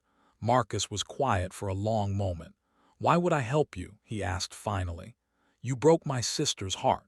She broke mine first, and then she tried to destroy my company. I'm not asking you to choose sides. I'm asking you to look at the evidence and decide for yourself what's true. More silence. Send me what you have, Marcus said. I'll look at it, but I'm not promising anything. That's all I'm asking. Dom sent the files. They waited. 10 minutes passed, then 20. Sage was pacing. What if he doesn't believe us? What if he's loyal to Victoria no matter what? Then we find another way. What other way? We're running out of options. Blake made bail. Victoria is controlling the narrative. The board is questioning your judgment. We're losing. We're not losing, we're just not winning yet. That's the same thing. It's not. Sage's phone rang, unknown number. She answered. Hello, Miss Reeves, a woman's voice, unfamiliar. Yes, this is Detective Sarah Morrison, Austin Police Department. I'm calling about the threats you received, the text messages. Oh, right, I forgot I reported those. We've traced the messages. They came from a burner phone. But we were able to track the location where they were sent. It was a coffee shop on 6th Street, and we pulled security footage. Sage's heart started racing. And it was Blake Hartwell. We have him on camera purchasing the phone and sending the messages. That's a violation of his bail conditions. We're bringing him back in. Sage felt relief wash over her. Thank you so much. There's something else. When we arrested him, he had his laptop. And he was in the process of deleting files. Our tech team was able to recover some of them before they were permanently erased. What kind of files? Communications with Victoria Chen, emails discussing the data transfers, plans for the acquisition, and something else. Evidence that Miss Chen was planning to use the stolen data to train her own AI models, models that would compete directly with Sterling AI. Sage looked at Dom. His face was neutral, but she could see the relief in his eyes. "Can you send us copies of those files?" Sage asked. "I can send them to Mr. Sterling's legal team. They'll be available within the hour." Thank you so much." Sage hung up, looked at Dom. "We have her," she said. "We actually have her." Dom's phone rang. "Marcus." "I looked at your files," Marcus said. His voice was tight, angry. "And I looked at our servers. Victoria has been storing stolen data on our systems, 50 gigabytes, user information, behavioral data. Everything you said."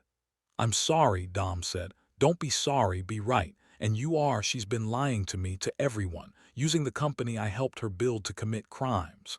"Will you testify?" "I'll do better than that. I'll give you full access to our servers, every email, every message, every piece of evidence you need." "Marcus, thank you." "Don't thank me, just stop her before she destroys more lives." The call ended. Sage sat down. Her legs wouldn't hold her anymore. "We did it," she said. "We actually did it.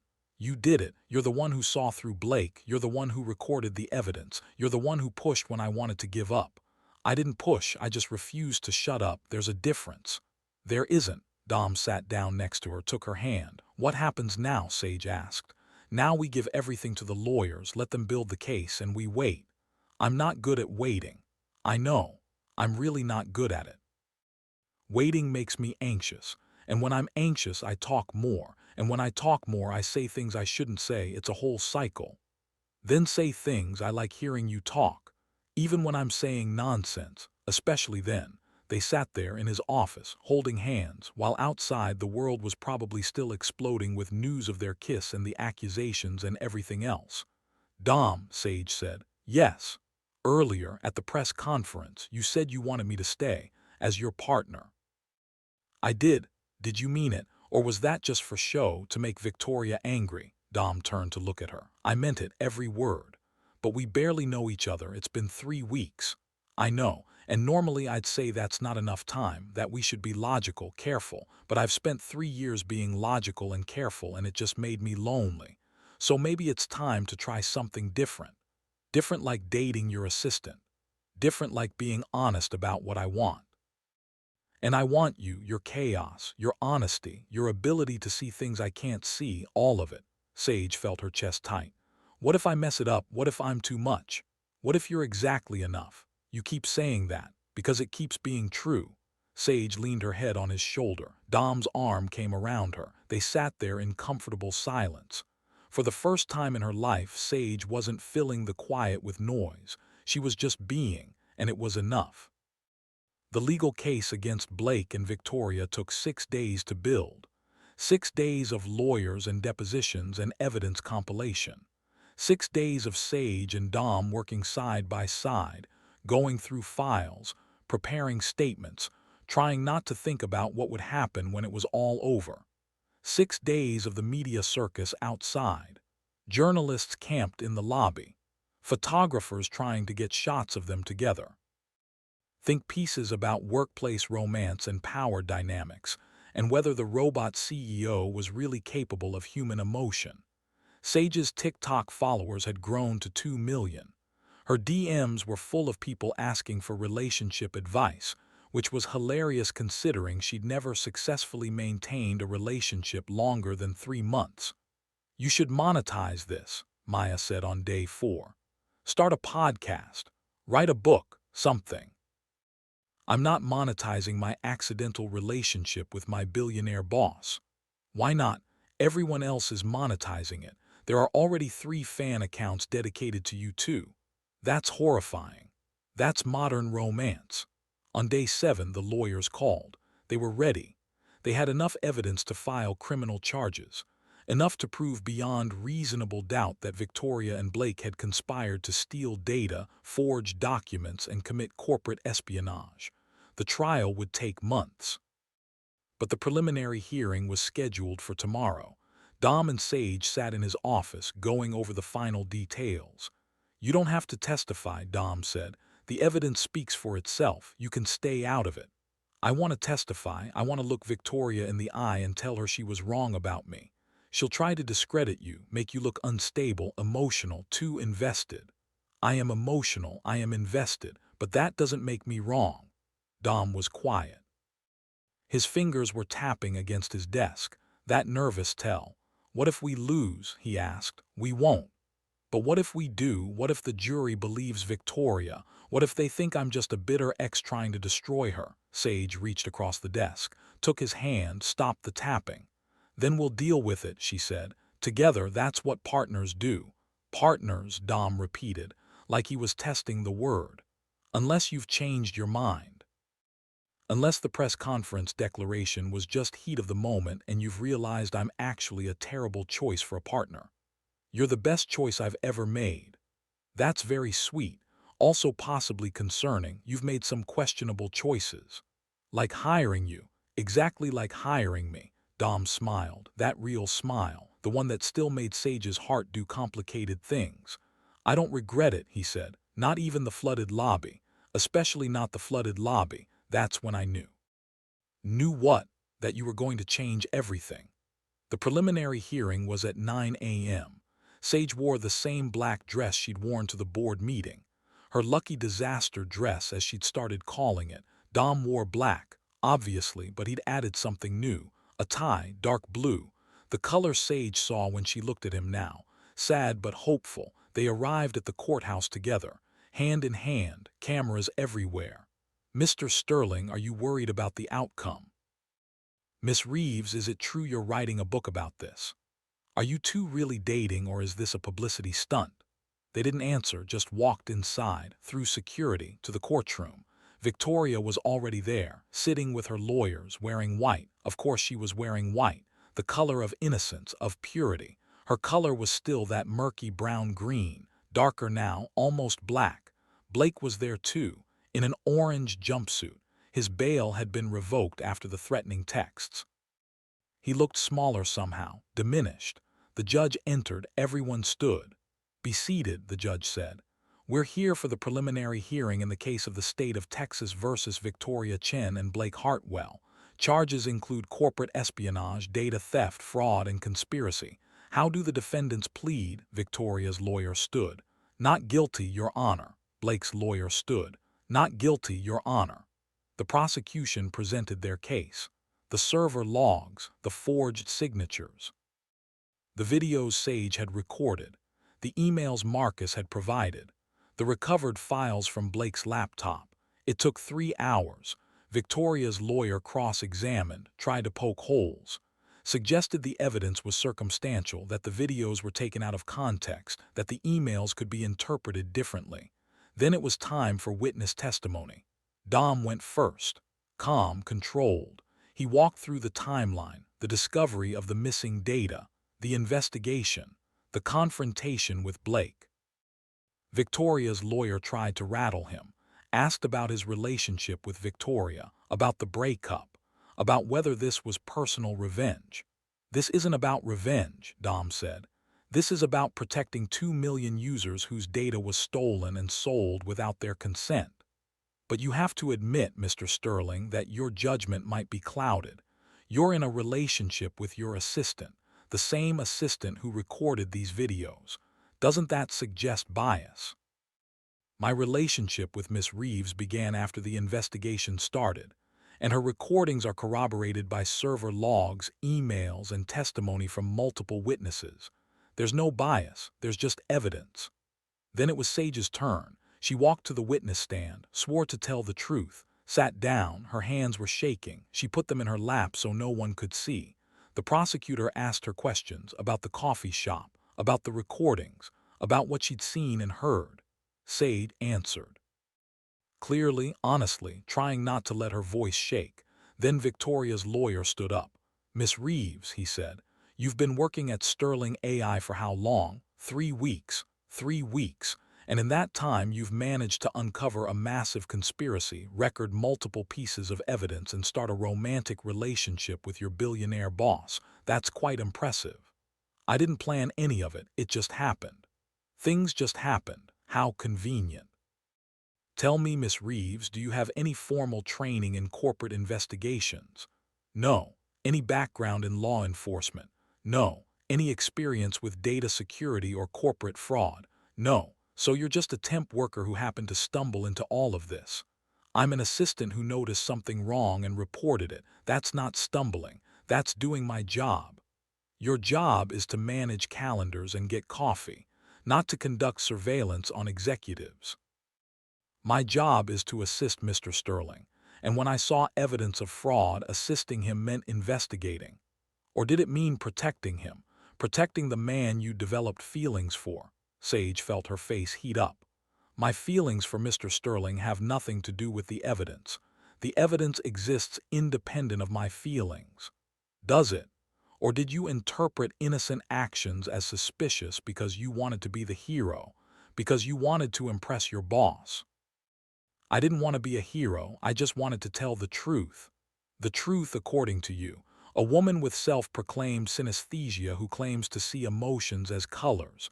Tell me, Miss Reeves, are you currently on any medication for mental health conditions? The courtroom went silent. Sage felt like she'd been slapped. Objection, the prosecutor said. Relevance. I'm establishing the witness's credibility, Your Honor. If she's claiming to have special abilities to read people, the jury has a right to know about her mental health history. The judge thought about it. I'll allow it, but tread carefully, counselor. Victoria's lawyer turned back to Sage. Miss Reeves, are you on medication? Yes, Sage said quietly. I take medication for ADHD. I have since I was 16. And have you ever been diagnosed with any other conditions? Anxiety, depression, delusional disorder? Objection. The prosecutor was on his feet. This is harassment. Sustained, move on, counselor. But the damage was done. Sage could see it in the jury's faces. The doubt, the question of whether she was reliable, whether her testimony could be trusted. No further questions, Victoria's lawyer said. Sage stepped down. Her legs were shaking so badly she almost fell. Dom was there, catching her, steadying her. You did great, he whispered. I didn't. I let him make me look crazy. You looked honest. That's better than crazy. They sat down. The judge called for a recess. In the hallway, Sage leaned against the wall, tried to breathe. I ruined it, she said. I let him get to me. I let him make my ADHD sound like a liability. You didn't ruin anything. You told the truth. That's all you could do. The truth isn't enough, not when they can twist it, not when they can make me sound unstable. Dom took her face in his hands, made her look at him. You are not unstable, he said. You are honest and brave, and you see things other people miss. That's not a disorder, that's a gift. The jury doesn't think it's a gift.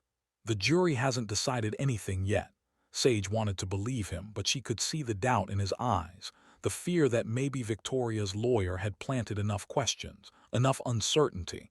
They went back inside. The judge returned. I've reviewed the evidence, the judge said, and I'm ready to make my ruling on whether this case should proceed to trial.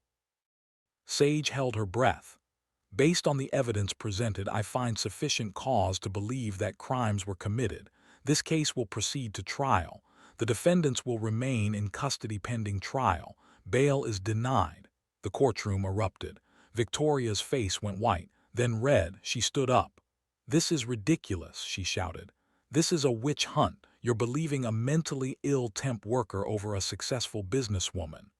Miss Chen, the judge said. You will sit down and be quiet, or I will hold you in contempt. I won't be quiet. This is wrong.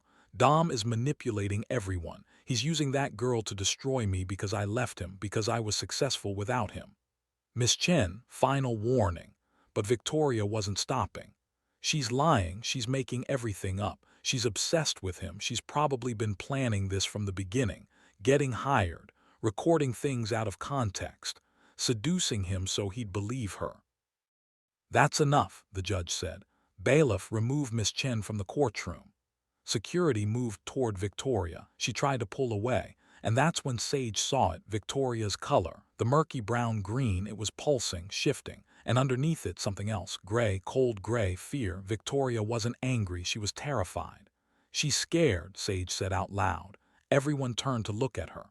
"She's scared because she knows she's going to lose. She knows the evidence is real. She knows she's guilty.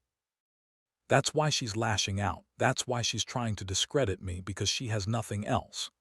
Victoria stopped struggling, stared at Sage. "You don't know anything about me," Victoria said. "I know you're afraid, I can see it. The way your hands are shaking, the way your voice is getting higher, the way you keep looking at the door like you want to run. You're not angry, you're terrified. I'm not afraid of you.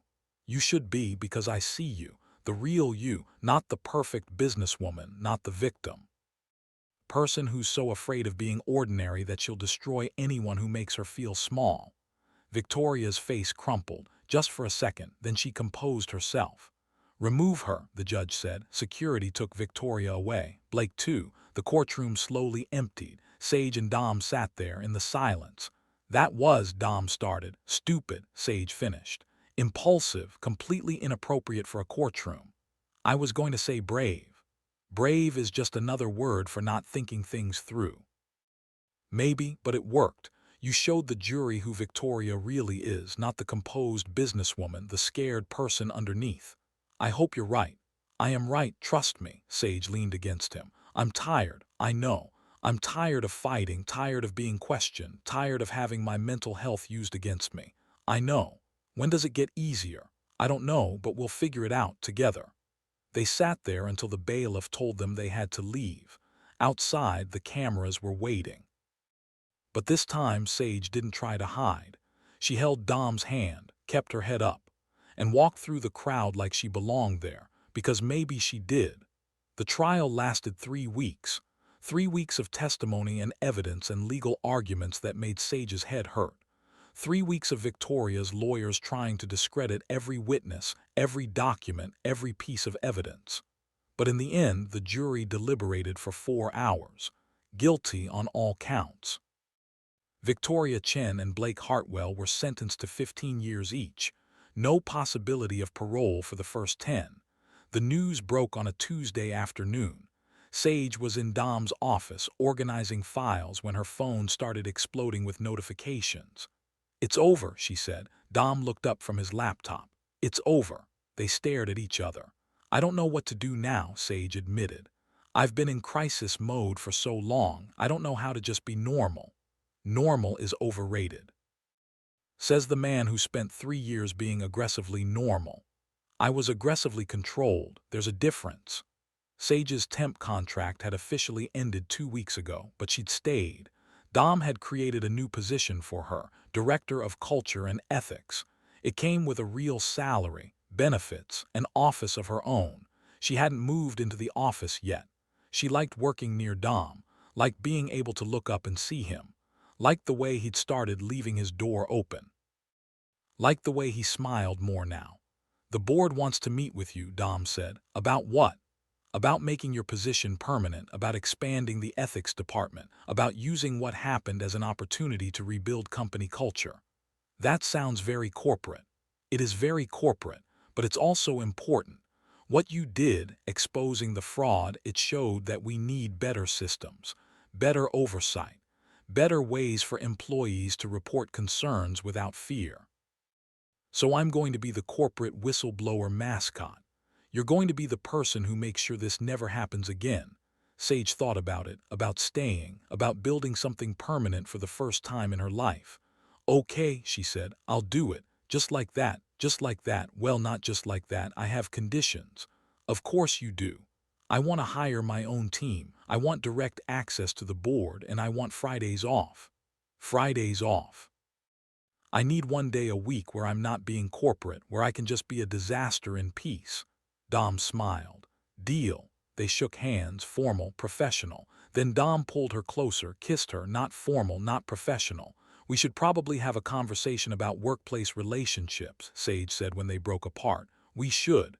HR is going to have opinions." "HR already has opinions. I've been getting emails." "What do they say?" "That we need to sign disclosure forms." that there are policies about relationships between executives, that we should probably not make out in my office where anyone can see through the glass walls. Those are all very reasonable points. I know. Are we going to follow them? The disclosure forms, yes. The policies, yes. The not making out in my office part. Dom kissed her again. We'll work on it, Sage laughed. You're getting very bad at following rules. I'm learning from the best. That night, Dom took Sage to dinner, a real dinner. At a restaurant with tablecloths and wine lists and waiters who looked like they judged your menu choices. This is fancy, Sage said, looking around. This is the kind of fancy where I'm afraid to touch anything. You can touch things, that's what they're here for. I'm going to break something, I can feel it. There's a very expensive wine glass in my future that's about to meet a tragic end. I'll buy them a new wine glass. You can't just buy your way out of my chaos. Watch me, they ordered. Sage got something she couldn't pronounce. Dom got something that was probably very sophisticated but looked like 3 bites of food artfully arranged on a large plate. I miss the vending machine chips, Sage said. I'll buy you vending machine chips. You can't buy vending machine chips at a fancy restaurant. That defeats the purpose of vending machine chips. What is the purpose of vending machine chips? Desperation. Convenience.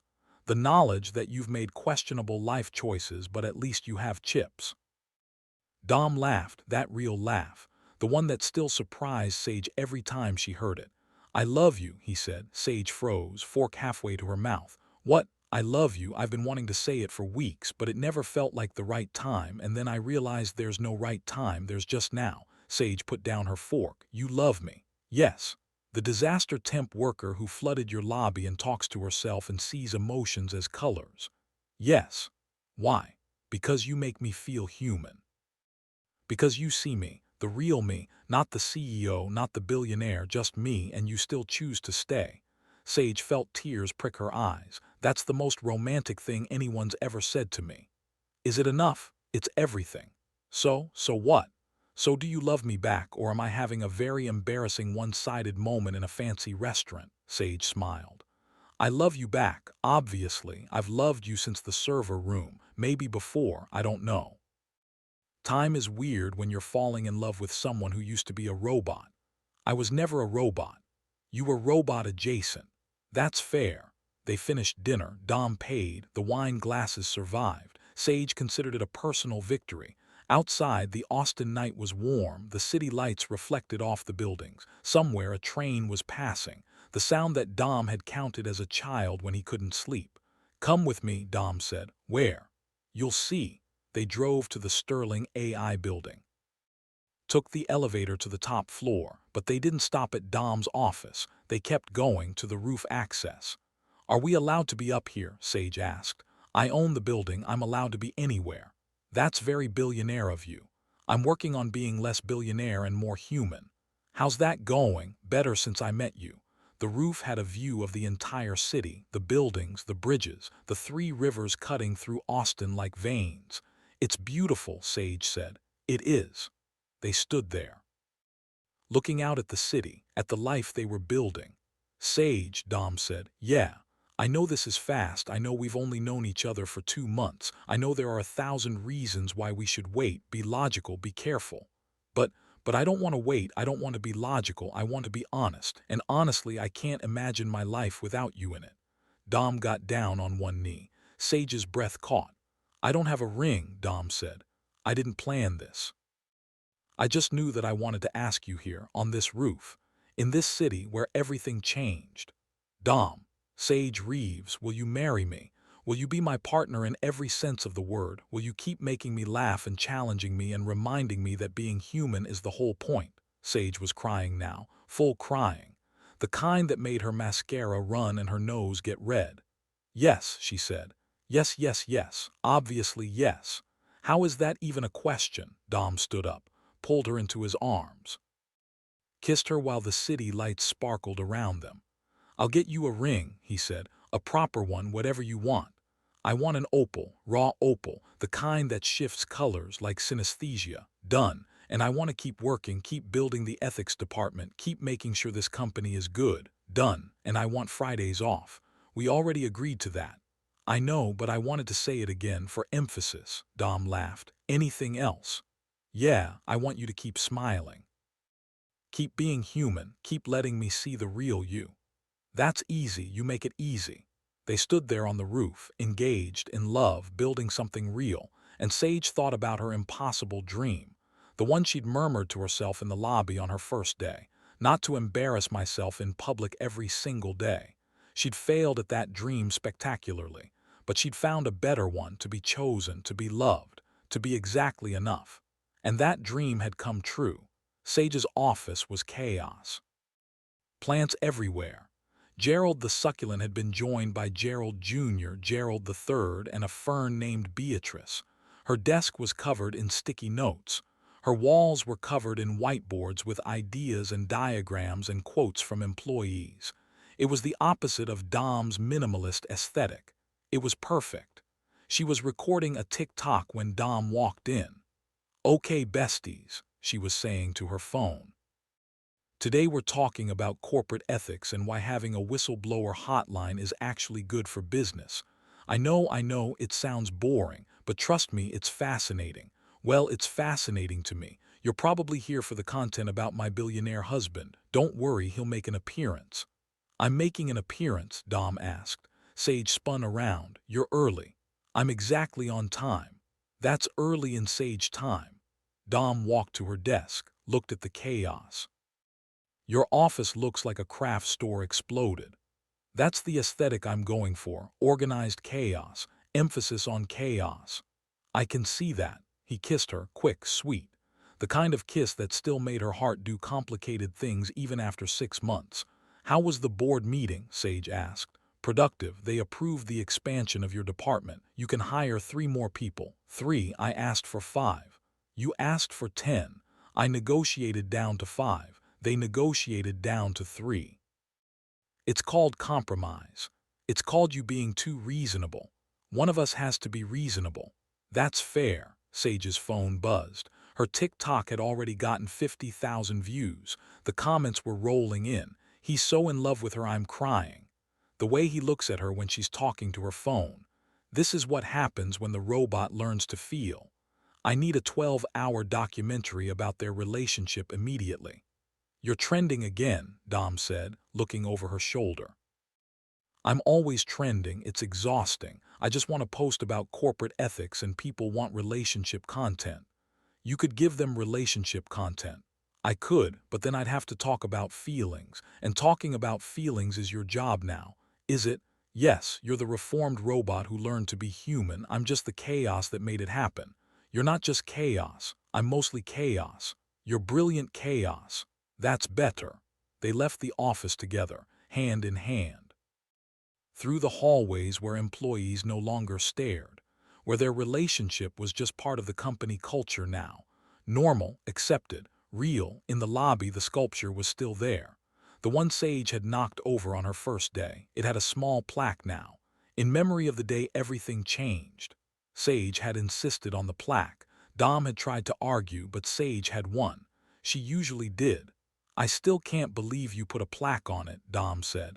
It's a historical landmark. Future employees need to know the origin story. The origin story of how you flooded the lobby. The origin story of how I met you. There's a difference. They walked outside. The Austin sun was setting, painting the sky in colors that matched Sage's synesthesia. Gold and amber and warm blue, Dom's color, happy, content, home. I love you, Sage said. I love you too. Even though I'm chaos, because you're chaos. They got in the car, the same Tesla. The one that Sage still didn't trust but had learned to tolerate. Where are we going? Sage asked. Home. Our home or your home? Our home, the one we bought together, the one with your plants and my minimalist furniture having an ongoing aesthetic war. The plants are winning. I know. They drove through Austin, past the coffee shop where it all started, past the courthouse where Victoria and Blake had been sentenced, past all the places that had become part of their story. And Sage thought about how much had changed. She wasn't temporary anymore. She wasn't just passing through. She had a home, a job, a husband she had chosen and been chosen, and that was everything. At home, Dom made dinner. Sage sat on the counter talking about her day, about the new ethics training program, about the employee who'd come to her with concerns, about the way the company was changing. "You're changing it," Dom said. "You're making it better. We're making it better together. Together." They ate dinner, watched a movie, fell asleep on the couch with Sage's head on Dom's chest and his hand in her hair, and somewhere in Austin a train passed. The sound that had once meant loneliness to Dom now meant home, because home wasn't a place, it was a person. A chaotic, brilliant, beautiful person who saw colors when she looked at emotions and who had taught him that being human wasn't a weakness. It was the whole point.